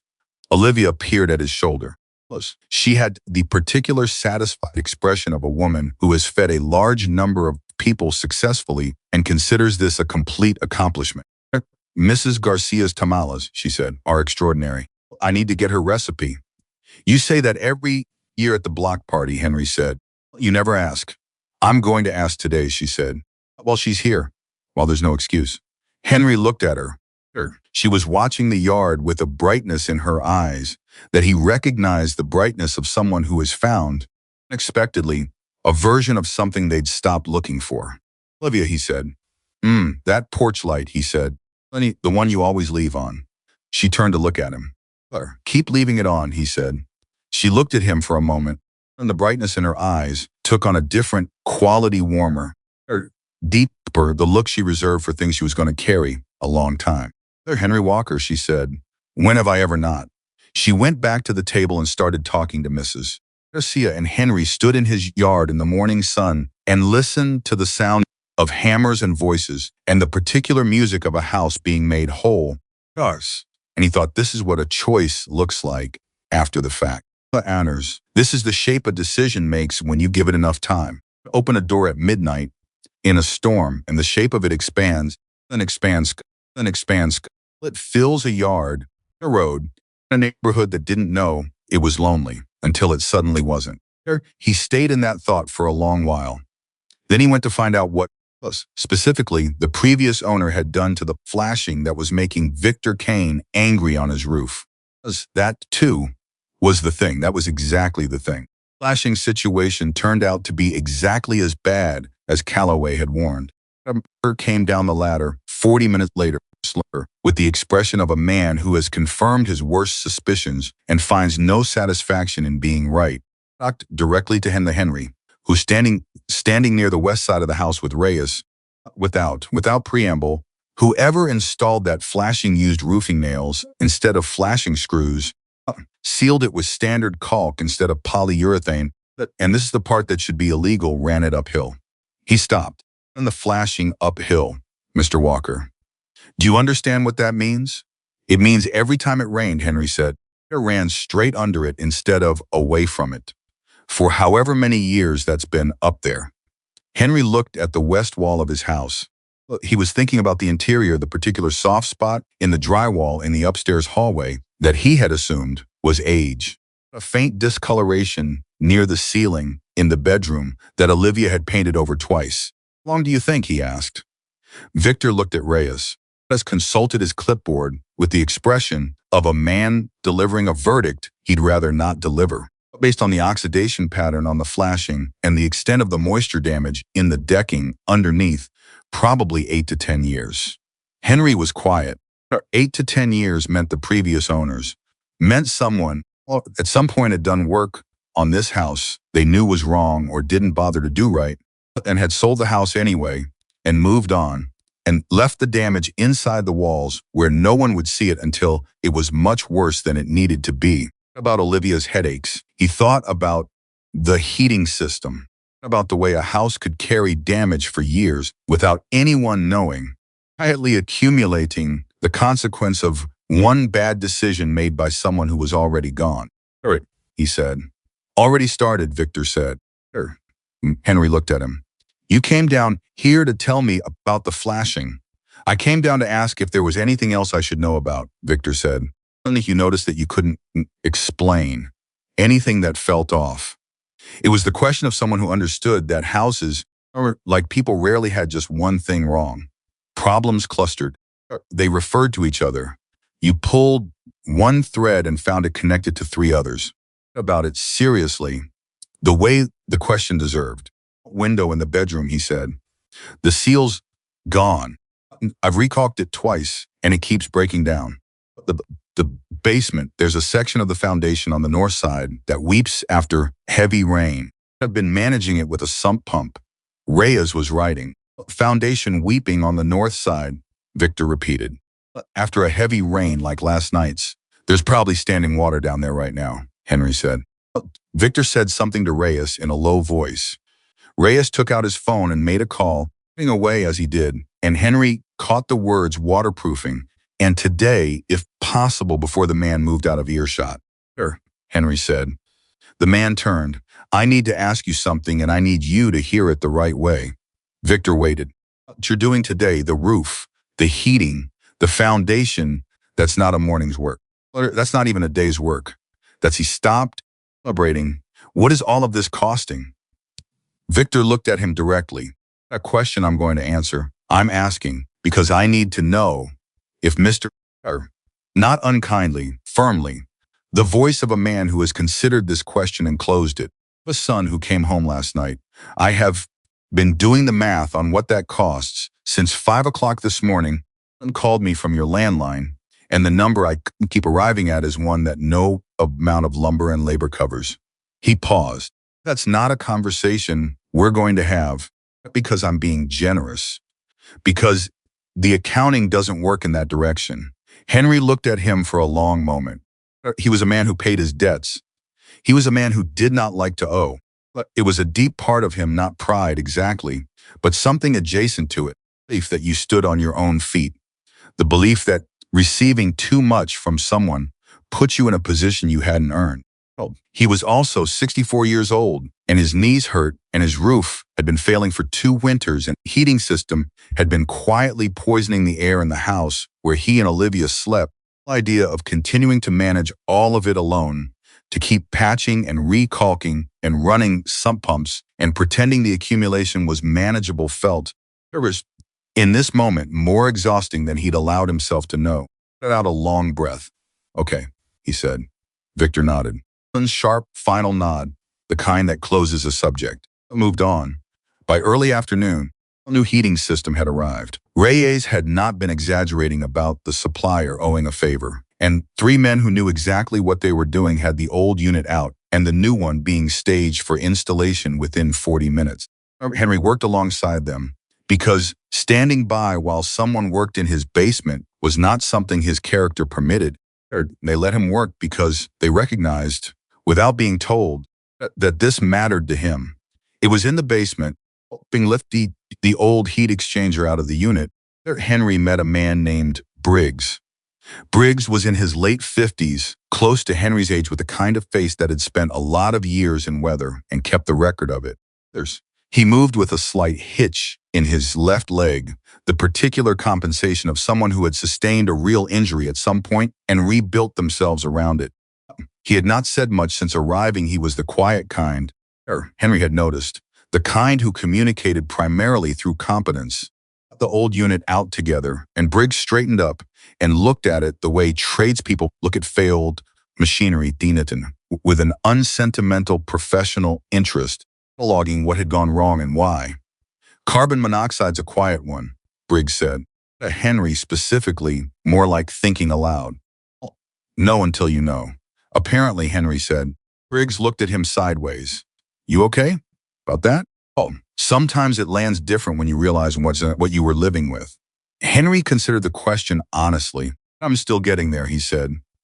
Briggs nodded, though that was a satisfactory answer. He reached for the new unit's installation manual, bit it open, with the practiced indifference of someone who reads these for form but doesn't rely on them, and said, my wife used to say that the dangerous things are always the ones that don't announce themselves. He paused. I was nurse 40 years. Used to, Henry said. Briggs kept his eyes on the manual. Lost her 3 years ago, he said. Particular economy of a man who has learned to say it without it destroying the conversation. Sorry, Henry said. Yeah, a breath. She would have liked today. She had this way of seeing what was actually happening. The surface thing. She would have said something like, he stopped, or considered. She would have said that what's happening up there is the real thing. The roof is the excuse, not the point. He glanced at Henry. The point is 30 people, choosing on a Tuesday morning, like a community. She would have had a lot of thoughts about that. Henry was quiet for a moment. He said. It didn't usually open that door in conversation with someone. The morning had created a particular atmosphere of honesty, and that comes when walls come down because something larger than normal is happening. We lost her. She would have been about Evan's age. Briggs looked at him directly. He didn't say he was sorry, and Henry was grateful for that, not because sorry wasn't the right feeling, because it was the first word that arrived and the least of what the moment deserved. Instead, Briggs looked at him steadily and nodded, the slow nod of someone who was actually receiving what was said. That's a weight that doesn't leave, Briggs said. Oh, Henry said, it doesn't. You learn to carry it different. It leave. They stood with that for a moment. Two men in a basement in their late 50s and early 60s, having the particular conversation that men of that age sometimes have when the ordinary protections are down, when the morning has been strange enough to make honesty feel more accessible than usual. Then Briggs handed Henry the end of a flex duct and said, that, would you? And they went back to work. Conversation folded itself into the work, the way conversations do when they're finished saying what they needed to say. Upstairs, the afternoon was doing something Henry hadn't expected.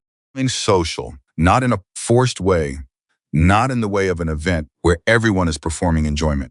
Third soul, in the natural, accidental way of people who are in proximity to something meaningful and start talking to each other, because not talking would be the stranger choice. Olivia had given up trying to manage the folding table as a one-woman operation and had recruited Donna Prentice and Mrs. Garcia and the retired school teacher, her name was Eleanor, 68, who had taught third grade for 31 years and had the particular organized warmth of someone who had spent 3 decades making chaos into something workable. Eleanor had taken over the logistics of the food situation with calm authority. Olivia had let her, because recognizing competence and getting out of its way was something Olivia had always been good at. Miller came up from the basement at 2:30 to find his living room occupied by a man named Dahl, short for Dollard. Dahl said was a family name he'd spent 40 years at war with, who was 61 years old, had been riding since he was 17, and was apparently a retired high school history teacher from Flagstaff. Olivia was talking to him with the focused interest she brought to people who surprised her. History, she was saying, when Henry came in. Say 2 years, Doll said. He was a large man, tied through the chest, with a beard going entirely white.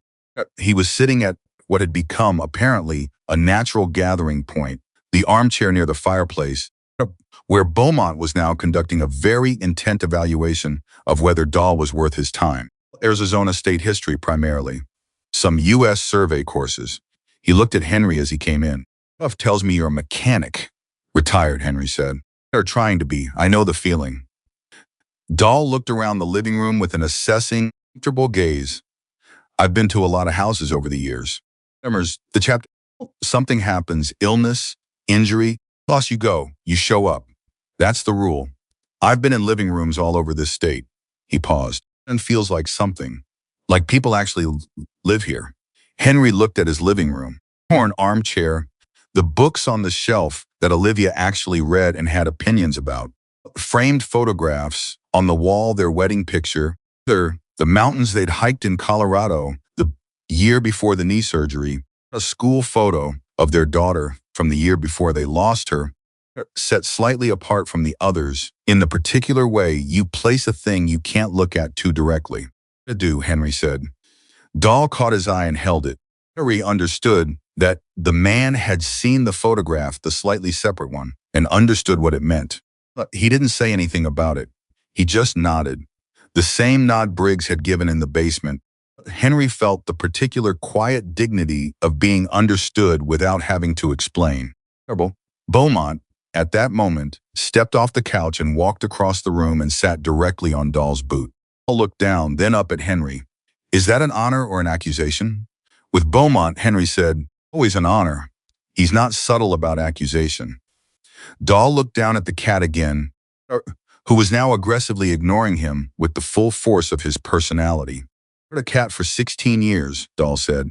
Best roommate I ever had. Understood me better than most people.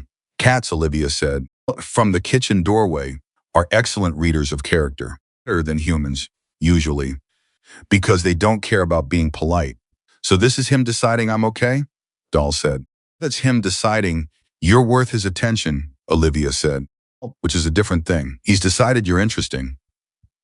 Dahl looked deeply gratified by this. Henry left them to it and went back outside. What he found when he came out was something he had to stand still and take in for a moment. It was almost complete. Not finished. There was still the foundation waterproofing, which had turned out to require a specialist Reyes had reached by phone for the following day, but the roof was done. West slope with its criminal uphill flashing was done. Northeast corner, which had been the original wound that had driven water into the insulation and down behind the drywall for 2 Arizona winters, was done. The heating system was installed and running, he could tell by the sound of it. Even hum, with none of the irregular catches the old unit had made, the sound he'd normalized over years until it had become just the voice of the house. We're cleaning up, loading trucks, returning tools to cases, particular organized reversion that follows a large job completed well. On the road, which had held 300 motorcycles since 7 in the morning, something was happening that Henry couldn't fully see at first, a kind of sorting, a reorganization, some riders already gone, and others preparing to leave, and a core group remaining near the driveway. Victor was standing at the porch steps when Henry reached him. He had come down from the roof for the last time about an hour ago, and he had the look of a man who has done physical work and is satisfied with what it produced, not tired, but settled, present. It's done, he said to Henry. I can hear the heating system running clean, Henry said. Victor nodded. The foundation specialist will be here at 8 tomorrow morning. I'll be here with him. I want to see what we're working with. Henry stopped. Coming back tomorrow, if that's all right. Henry looked at him. The morning had done something to his ability to be surprised. This landed anyway. You don't have to Reyes found something in the foundation review that he wants a professional eye on, Victor said. There's a section of block that may have shifted. I'll shift, maybe nothing, but I want it looked at. He paused. I want to be here when it's looked at. That's a personal preference, an obligation. Henry was quiet for a moment. Then, You want to have breakfast before? Victor looked at him. The question landed in a space that was slightly different from its surface, meaning both knew it. Yeah, Victor said, I do. Henry nodded. 10 o'clock. Olivia makes eggs. We established this morning that Olivia makes everything, Victor said.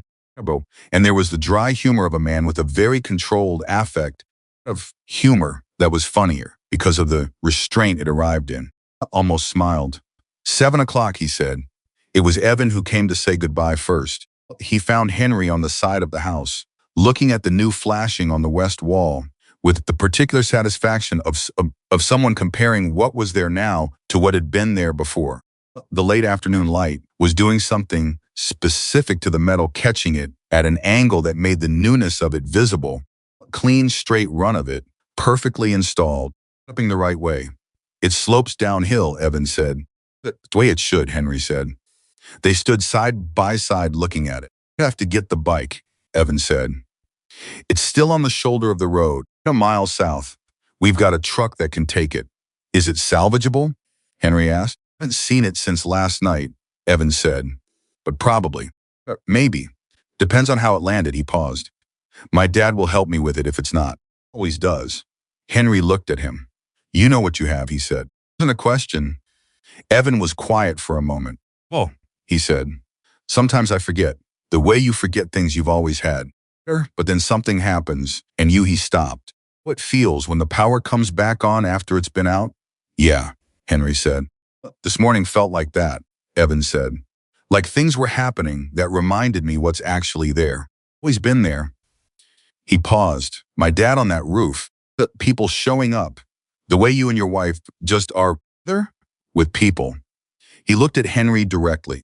I didn't know I needed to see all of that until I saw it. Henry looked at him for a long moment.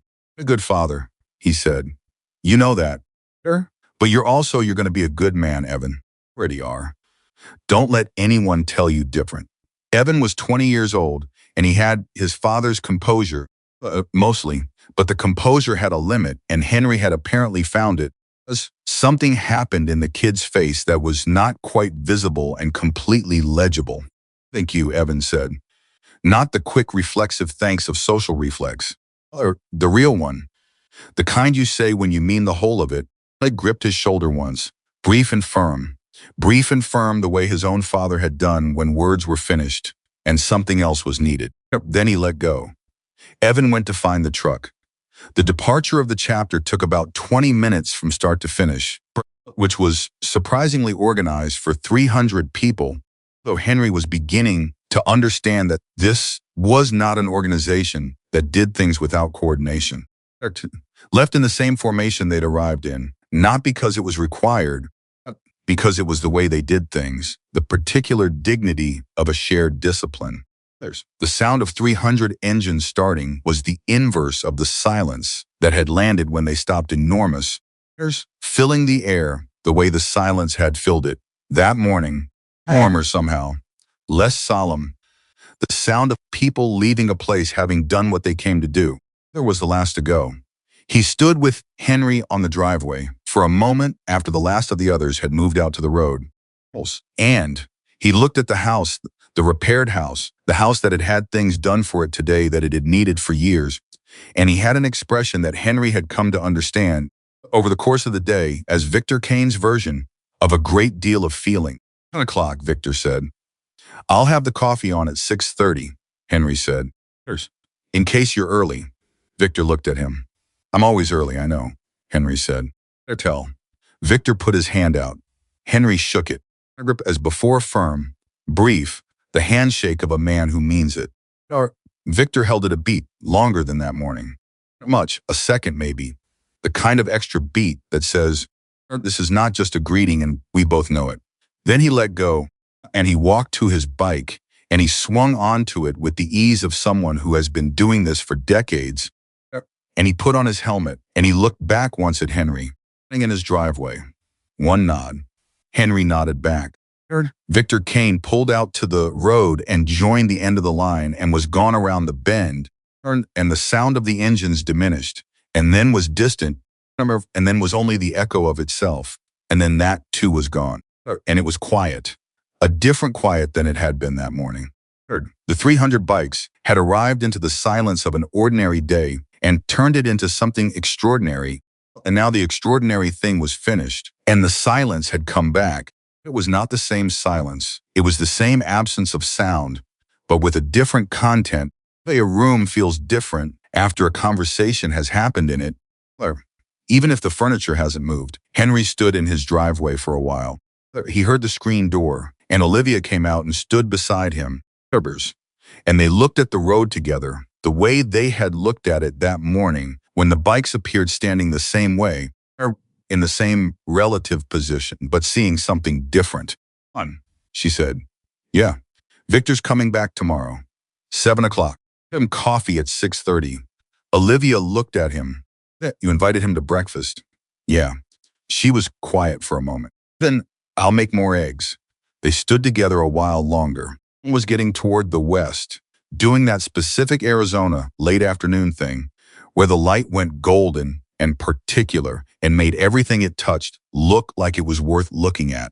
An apprentice came out of the house behind them. She'd been inside helping Eleanor clean up and stood on the porch. You two going to stand in the driveway all evening, she asked. Probably, Henry said. Donna came down the steps and stood with them, and Eleanor came out, and Mrs. Garcia and the apprentice boy and his father.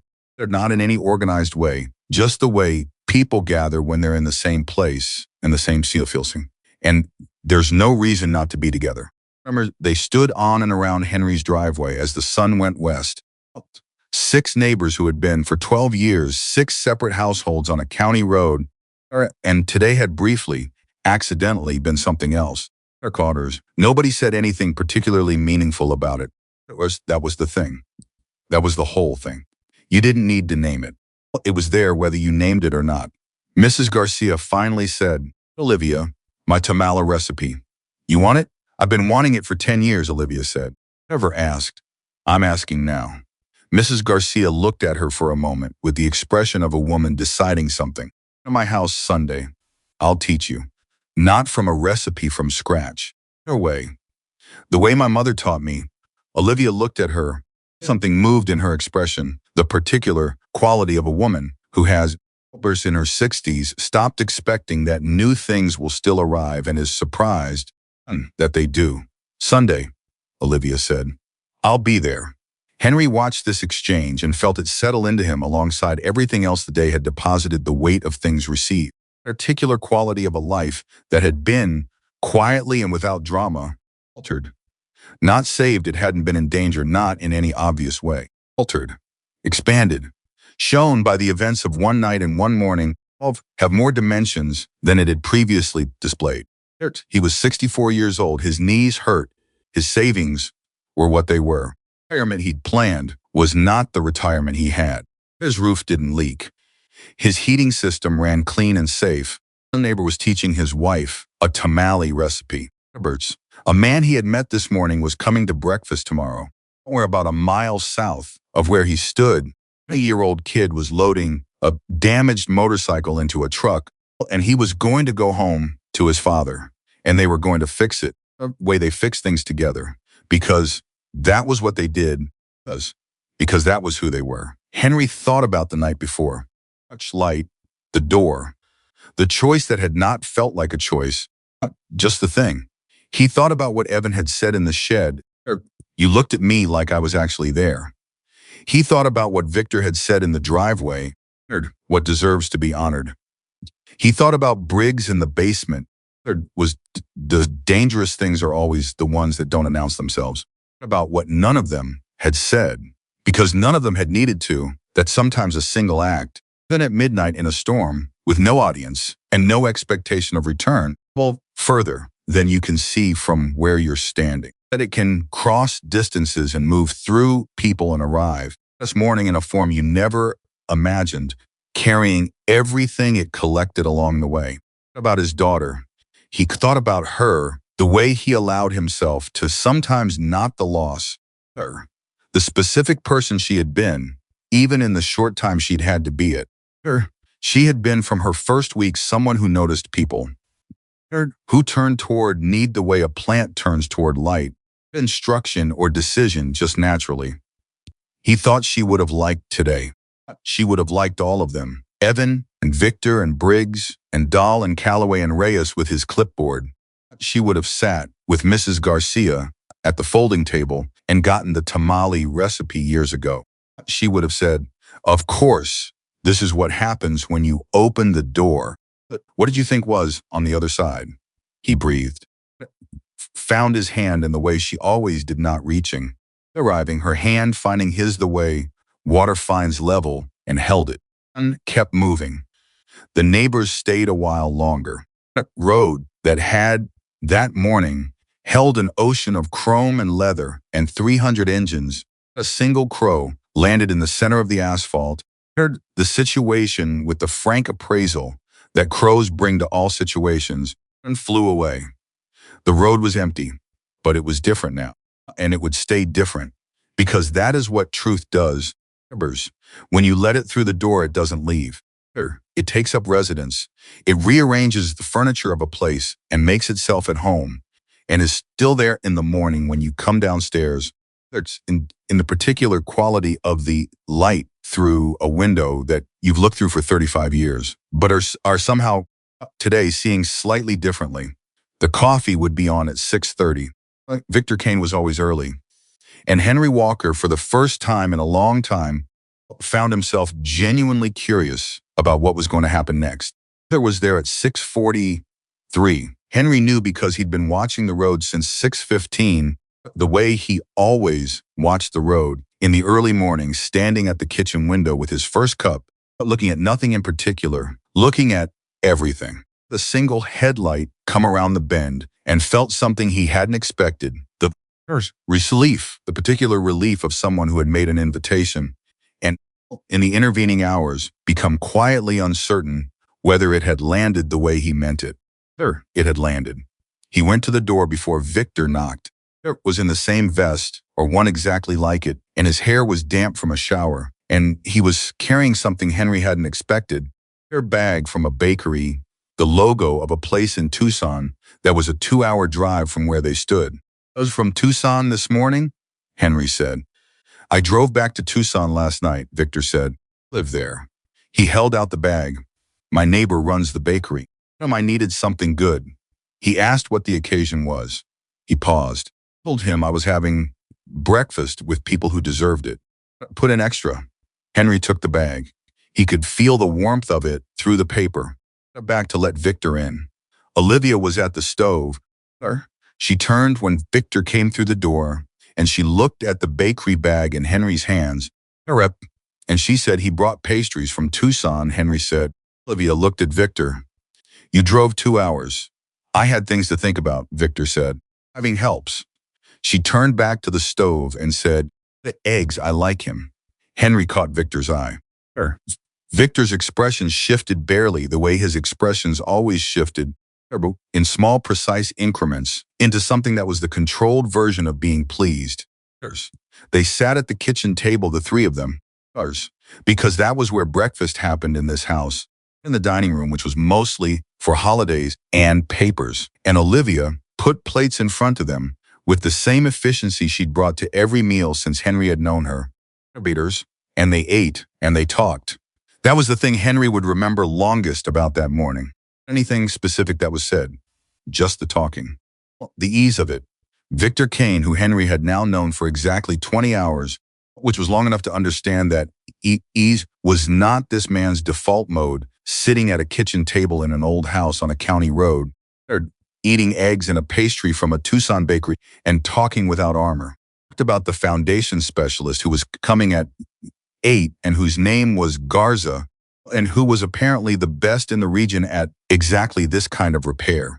Talked about what Garza would likely find and what it would likely need and how long it would likely take. Talked about this with the precise, organized manner of a man who had spent the night in a 2-hour drive processing what needed to happen next and had arrived with a plan. And between the eggs and the pastry, he stopped talking about the foundation. He said, "Evan asked me last night if he could come back." Henry looked up. "For the foundation work," Victor said. "Just to come back." Loretto. "To visit." He looked at the table for a moment. He said he wanted to learn more about engines from you. That's what he said officially. He paused. What he meant is that he found something here that he wanted more of. He's 20 years old, and he doesn't fully have the language for it yet. I know what he meant. Henry looked at Olivia. She was looking at Victor with an expression that was doing several things at once. Come here, she said. Whenever. Victor nodded. But something in him settled when she said it, a visible settling, like something held in tension released. I told him you'd say that, he said. He knew. He said Victor stopped. Breathe once, a controlled breath of a man managing something. He said it was the first place outside of the chapter that felt like people were actually glad he showed up. The kitchen was quiet for a moment. Outside, a bird started. Then he said that? Olivia said. Others was careful in the way it got when she was feeling something she hadn't prepared for. Victor confirmed. Henry put his fork down about what to say and rejected several things before landing on the truth. He's a good kid to have around, he said. That's not charity. Accurate. He looked at Victor directly. He helped me with a carburetor in 11 minutes yesterday morning for breakfast after spending the night in a storm and sleeping on a strange mattress. Nothing. Victor looked at him. He told me about the carburetor. First pull, Henry said. Told me that, too. And there was the thing Henry had been watching for since yesterday morning. Thing that kept almost arriving and then being managed back. Victor Kane smiled, full, the smile of a father, hearing something about his son that he is not surprised by and is completely delighted by anyway. You looked like you were trying not to be impressed. I was not trying, Henry said. Hailed. Olivia laughed. Not the polite laugh, the real one, the one Henry loved, because it arrived without warning and was exactly her. He looked at her, and the smile stayed on his face a beat longer than it would have if he'd been managing it. He was not managing it. That was the thing that had changed between yesterday and this morning. Henry realized. Yesterday, Victor Kane had been doing something enormous and doing it with the controlled precision of someone who knew the size of what they were carrying. Today, he was sitting at a kitchen table, and the control was still there because it was structural. It was part of who he was, but it was no longer load-bearing. He didn't need it the same way. He was just a man. Having breakfast. The foundation specialist arrived at 8:02, close enough to on time that Victor accepted it without visible irritation. Rizzo was 60 compact, with hands that told the same story as Henry's decades of physical work permanently recorded in the skin. He shook hands with Henry and with Victor and went directly to the basement because he was also the kind of man who communicated primarily through competence. Henry and Victor went with him. What Garza found in the north section of the foundation was what Reyes had suspected. Forces of block had shifted incrementally over a period of years, pushed inward by hydrostatic pressure, no insistence of water against concrete. Not dramatic, not dangerous in the immediate way, but progressive. Another 2-3 years, Garza said, shining his light along the affected section. I have a real problem. How real? Henry asked. Structural real, Garza said.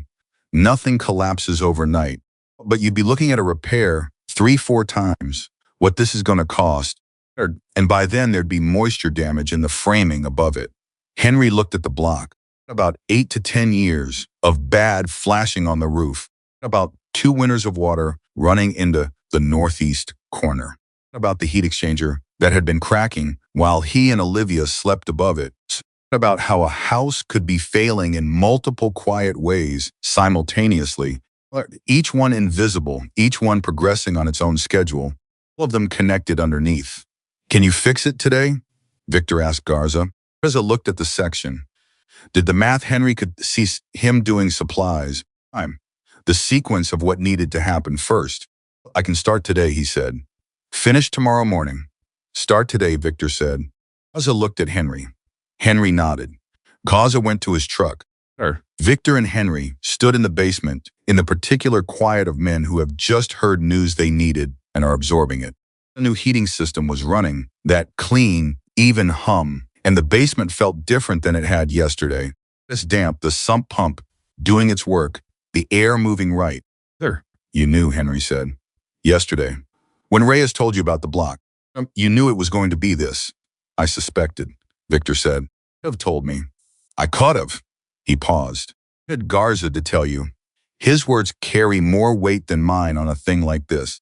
I wanted you to hear it in a context where the answer was already arranged. As a problem. As something being handled. Henry looked at him. You managed that deliberately. Yes, why? Victor was quiet for a moment. Oh. He looked at the new heating unit, the clean installation, properly routed flex duct. Because yesterday morning, he said, when I came to your house, you were a man who had been carrying a lot of weight alone for a long time. I could see in about 4 minutes. The way you looked at the house, how your wife moved around it, the careful way you talked about what needed to be fixed, careful, like you were protecting something. He paused. I know what that looks like. Look that way. There's a particular quality to a person who has been managing alone for so long they've forgotten how to let the managing be someone else's problem for a minute. He looked at Henry directly. I didn't want to add to the weight. I wanted to reduce it. Or I arranged it so you heard the news and the solution at the same time. Henry stood with that. But he was not a man who was often surprised by other people. Coloradans. He had reached the age where most people confirmed what he expected of them. Not because people were predictable, but because he had learned to read them well enough to anticipate. Victor Kane kept not confirming what Henry expected. Every time Henry thought he had the shape of the man showed him another dimension. Thank you, Henry said. He meant it in the way he'd meant it as a child, when the word still had its full weight and hadn't been smoothed by repetition into something smaller. They nodded, one nod, the nod that meant received. Upstairs, Evan arrived at 10. He came alone, not on a bike. It surprised Henry until Evan explained that the motorcycle was at a shop in Flagstaff being assessed and that the early prognosis was not terrible but was not free. He came in his father's truck, which he drove with the same competent ease he brought to everything physical, and he came with a paper grocery bag that he handed to Olivia without explanation. Olivia looked in the bag. She looked at Evan. You bought groceries. I didn't know what you had, he said. If I'm going to come for a visit, I should bring something. Mother always says you don't arrive empty-handed. Olivia looked at what was in the bag. She looked at Evan again with the expression Henry had seen her deploy 3 times in the last 24 hours, the expression that meant someone had gotten completely past her defenses without her fully noticing how. There, she said, raised you right. I'll tell him you said so, Evan said. In the basement, Henry said, with the foundation specialist. Evan looked toward the basement door. Something moved in his expression, the particular look of a son who loves his father and is sometimes surprised to find that other people see what he sees.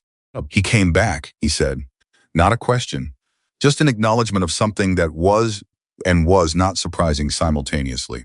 He was here at 6:43, Henry said. Evan looked at him. Only 6:30, he was early. Evan nodded slowly. A small smile that came with the nod was the private smile of someone confirming something they've known for 20 years. Well, he's early, he said. He says being on time is arriving late and not knowing it. Smart man, Henry said. You keep saying that. It keeps being true. They went to the basement. What happened next was something Henry would not have been able to predict, which meant his read on Victor Kane had still been incomplete, which meant the man was still surprising him. Victor looked up when Evan came down the stairs, and the look on his face, the one that lasted only a second before the composure reasserted itself, was the look of the thing he loves most, walk into a room and feeling it in a way that urged for his face to contain at full size. 1 second. Then you're late. You said 10, Evan said. Sir, it's 10:04. Around 10 means before 10, Victor said. Sure. Evan looked at Henry. This is a thing he does, he said. No winning it. I'm aware, Henry said. Oh, me being on time is arriving late. Evan pointed at his father. He has sayings for everything. It's exhausting. Victor looked at Garza, who had been maintaining the professional neutrality of a man who has learned not to involve himself in family dynamics while working in someone's basement. Son, Victor said. Garza nodded without looking up from the section of block he was examining. I gathered. Evan crouched down beside Garza and looked at the block. He looked at it for a moment with the focused assessment he brought to mechanical problems, the same look he'd had with the carburetor. They're static, he said. Garza looked at him. Yeah. You know foundations? I know pressure, Evan said. It made me learn how things fail before he let me learn how they worked. Oh, he said you can't fix something you don't understand breaking. Garza looked at Victor.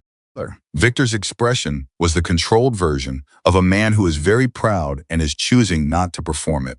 That's good teaching, Garza said. He's a good teacher, Evan said. Botters. Then to his father, without looking up from the foundation block, told them you were. Victor said nothing, but Henry was watching, and he saw it. The thing that didn't make it to Victor's face made it to his hands. A brief, small closing of the left hand, the particular physical response of someone receiving something they feel completely. Henry looked away. Some things you witness, some things you give people the privacy of, even in a shared room. Garza worked through the morning and into the afternoon, and Victor worked alongside him, and Evan worked alongside Victor, and Henry worked alongside all of them. And it was the most natural thing, 4 men in a basement, and fixing something that had been broken for years, working in the comfortable near silence of people, focused on a shared task. At one point, Garza said to no one in particular, you know what I like about this work? No one answered, because it was the kind of question that didn't require an answer. It was the kind you asked when you were going to answer it yourself. Honest, Garza said. The block shifted or it didn't. Hair got in or it didn't. There's no arguing with it. The problem. You fix it, you know when you're done. He set a trowel down and looked at his work. Most things in life, you never know when you're done. This, you know. Henry looked at the section of repaired block, fresh mortar, the stabilizing anchors, the waterproofing membrane Garza was applying in careful, deliberate strokes. He thought about what Garza had said and felt the truth of it, not just about foundations, the last 36 hours. About a night that had had a clear problem and a clear response and a clear result, a morning that had had the same, about the particular satisfaction of something that was wrong becoming right through the application of the right effort by the right people. As things, Henry agreed. Evan looked at him. But some things are worth the uncertainty, he said. Henry looked at him. People, Evan said. People you can't fix. Apply mortar and waterproofing. You show up. You stay. You see what develops. He was looking at the foundation block as he said it, but he wasn't talking about the foundation block. That's the uncertain kind. It's also the kind that matters. Victor was looking at his son. Henry could see it from where he stood, the quality of that attention, the fullness of it. Yeah, Henry said. That's the kind that matters. It was 3 in the afternoon when Garza finished the first phase and left with a promise to return the next morning for the final application. The basement was different, already different. The problem addressed, even before it was fully resolved. A conversation changes the room even before the conclusion is reached. Upstairs to find that Olivia had been busy. She had cooked, not the casual breakfast and eggs level of cooking, real cooking that takes time and intention. The house smelled of something that had been in the oven for hours. On the counter there was a dish Henry recognized as a Sunday recipe she made when she wanted to say something with food that was easier to say with food than with words. Evan stopped in the kitchen doorway and inhaled and said, "Pot roast." Olivia said, "It's been in since noon." Well, Evan looked at Henry. Henry looked back at him with the expression of a man who has 35 years of understanding what it means when Olivia makes pot roast on a Wednesday. It meant you are family now. This is not a guest meal. This is the meal we make for people who belong here. I understood it, too. Henry could see it in the way the man stood in the kitchen doorway for a moment, before coming in the way someone stands when they are receiving something they hadn't let themselves expect. He came in, he sat down, they ate. And this was the meal that did what the morning on the driveway hadn't quite finished doing. The breakfast hadn't completed, what the work in the basement had gotten close to, but not fully arrived at. others. This was the meal where they became people to each other. A story, not an event, people. Victor talked about growing up in Phoenix in the 70s, in a neighborhood that no longer existed, in a family that had been difficult in specific ways he described without self-pity and without dramatization. He talked about the chapter not defensively, not as explanation, as context, the way anyone talks about the community that made them. He talked about what it meant to be responsible for people, to have people look to you to carry that. Olivia talked about the bakery, a woman who had owned it before the current owner, an 80-year-old woman named Ruth who had run it for 40 years and who had taught Olivia, when she first started working there, that the difference between good bread and great bread was patience. She said, "You can't rush fermentation," Olivia said. "Hurry the mixing and the shaping and the scoring. It happens on its own time, and you cannot convince it otherwise." Victor listened to this, the way he listened to everything completely, felt the distracted surface attention of someone waiting for their turn. Olivia finished, he said, "That's not just about bread." "No," Olivia said. Ruth knew that. She was talking about bread, but she knew that. Henry talked about his daughter. Well, he hadn't planned to. It arrived the way the things that need to be said always arrive, not with announcement, as a natural extension of what was already happening, conversation finding its own level. He said her name, Claire. He said she had been 4 years old, and she had been, in his biased assessment, the most fully herself person he had ever met, but in the particular way of young children, before the world teaches them to modulate others. He said she had her mother's instinct for people, the turning toward need, hers the noticing. He said she had his stubbornness, which had expressed itself, therefore, as a cheerful, absolute refusal to accept that anything was impossible. He said she had been gone for 30 years and that he thought about her every day and that the 30 years had not changed that. They changed the texture of it. He said this without looking for anything in return, not comfort, acknowledgement, not the various forms of response that well-meaning people deploy when they don't know what else to do. Because she deserved to be said. Because she was part of the house and part of Olivia and part of him.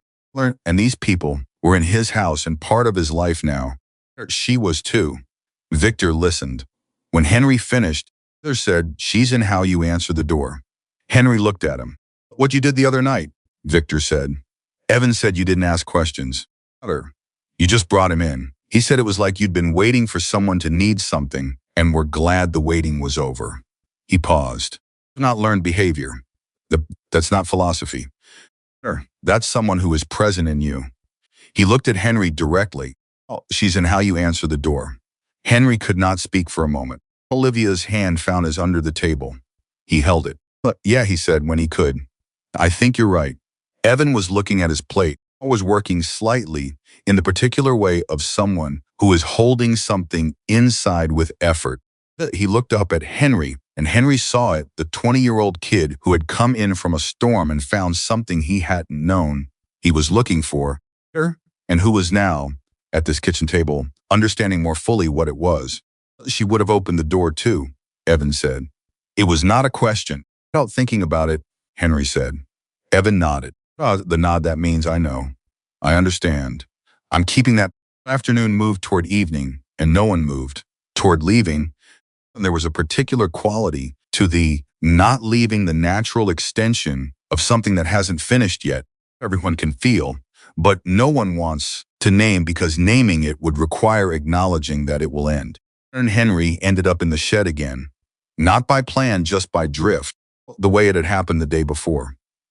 Evan was looking at the wall of tools with the same reading attention as before, and Henry was at the bench, and it was comfortable in the wordless way that the best company is comfortable. "I want to ask you something," Evan said. "Okay, the motorcycle. It's fixed." He paused, organizing what he wanted to say. "I'm going to ride it back here. Not for any reason. Just to come back. There's a reason to come this direction." He looked at Henry. "Would that be, is that something you'd want?" Henry looked at him. "Yeah. You don't need the motorcycle for an excuse," Henry said. "You don't need any excuse. You're welcome here. I told your father." "Tell you directly." He paused. "Olivia made pot roast. On Wednesday. Do you know what that means? Evan shook his head. Sir, it means you're not a guest anymore, Henry said. It means you're someone we cook for. He held Evan's gaze. That's not something she does lightly. Evan looked at the workbench, quiet for a long moment, long enough that Henry wondered whether he'd said too much, too directly. Then Evan said very quietly, "Lost my mother when I was 3. I don't remember her, really." A pause. "I've had good people around me my whole life. My dad.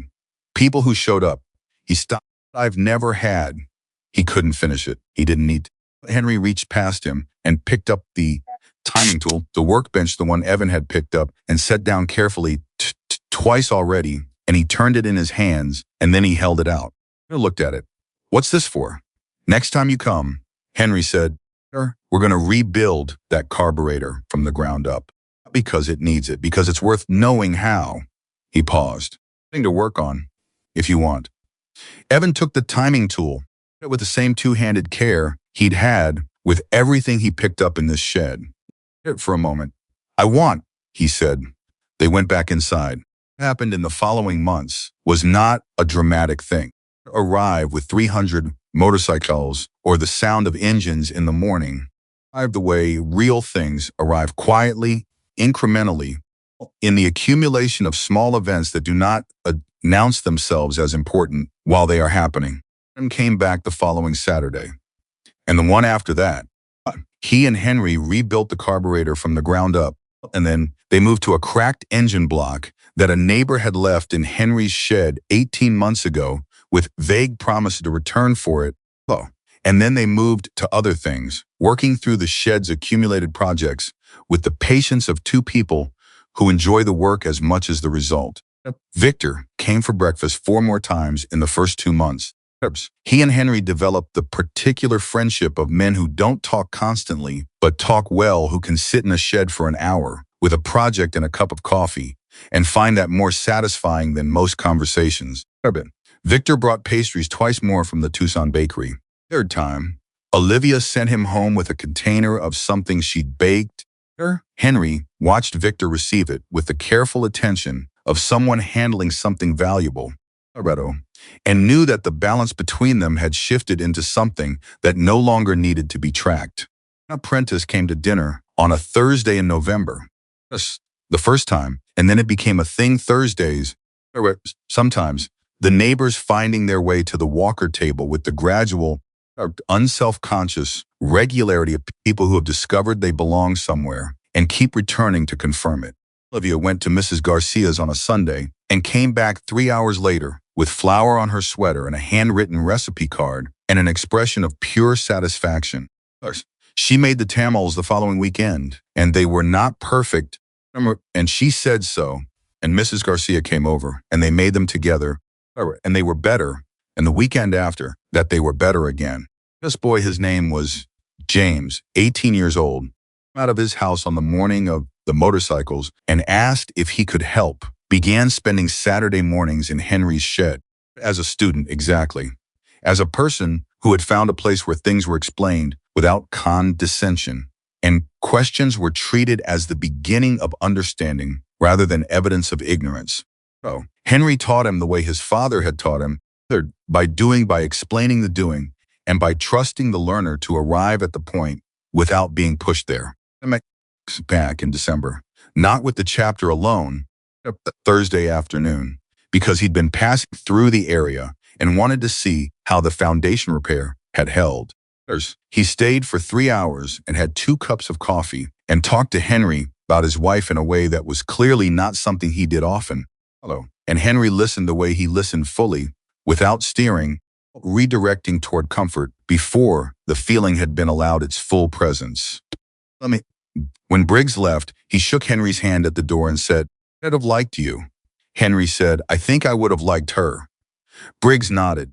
He said, "I think so too." He drove away, and Henry stood at the door for a moment, and then he came inside. Olivia was in the kitchen, and she looked at him in the way she had of reading his face. She asked. "Getting there," Henry said. "The rest of us." She handed him a cup of coffee and went back to whatever she was doing. Henry stood in his kitchen, in a house that no longer leaked, in air that no longer carried invisible danger, and thought about getting there. How it wasn't a destination. About how it was the active thing, continuous thing, the getting, not the there. How the getting was actually the point, because it required choosing every day to move in the right direction. Opening a door instead of not opening it. Turning on a porch light. Making pot roast on a Wednesday. Looking someone in the eye and seeing them actually there. Things that seemed small and were not small. The things that seemed accidental and were not accidental. But the things that looked like one moment and turned out to be the first moment, the first of many, the beginning of something that didn't have an end you could point to because it was still going, building, still becoming. On a Saturday in January, Kane with the motorcycle. It had been repaired more than repaired, rebuilt in the particular way of someone who loves the machine, who wants it to be better than it was, who puts the work in, not because it's required, but because it's the right thing to do for something worth keeping. He rode it up the driveway and shut it off and sat on it for a moment after the engine went quiet, the way riders do when the ride was a good one, not wanting to fully leave it yet. Henry came out to the porch. Evan got off the bike and looked at the house, the repaired roof, straight and clean against the January sky, with its solid boards. At the front door with the porch light above it, off now in the daylight, but there, always there, waiting for the dark. He looked at all of it for a long moment. Then he looked at Henry. About something on the ride here, he said. Right, the storm. He came up the porch steps, the routers, and they stood together the way they'd stood in the shed, the yard, and the basement side by side, quite facing each other, posture of men who communicate at an angle. I knocked on 3 doors before yours. That? I know. I've thought about what would have happened if yours was the same as the others. He paused. The light wasn't on. If you'd looked through the peephole and walked away. He stopped. Not just to me. Not just that night. All of this, he gestured, taking in the yard, the road, something larger than either. None of this exists. Henry looked at the road, the empty county road that had held 300 bikes on a Tuesday morning, that had been the same road for 35 years and was now a different road, not in any visible way, the way that mattered. The light was on, Henry said. Evan said, it was. It's always on, Henry said, and looked at the light above the door, at the small, ordinary fixture that Olivia turned on every evening without ceremony, a decision, simply as a matter of who she was. I know that now, he said. Henry put his hand on the kid's shoulder. Firm, the same grip as before. Evan put his hand over Henry's for one moment, just one, before they both let go. Olivia opened the door. She'd heard the motorcycle. She had remarkable hearing for things she was waiting for. Here's Evan, she said. You're just in time. Come in. He came in. Their clothes behind them, and the porch light was off in the January afternoon, resting, saving itself for the dark, which would come again as dark always comes, reliable and temporary, because the light would come back on. Always came back on. That was the whole story.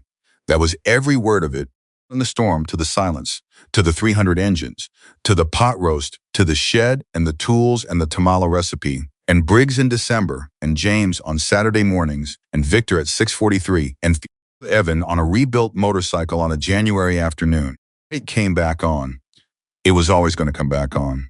As Olivia Walker turned it on every night, for no one and for everyone, only who needed to find their way to a door worth knocking on. And that one ordinary act repeated every evening for 35 years, never announced, never celebrated, never even fully conscious, turned out to be the most important thing she had ever done. Not because of what it cost, because of what it said. Fun is here.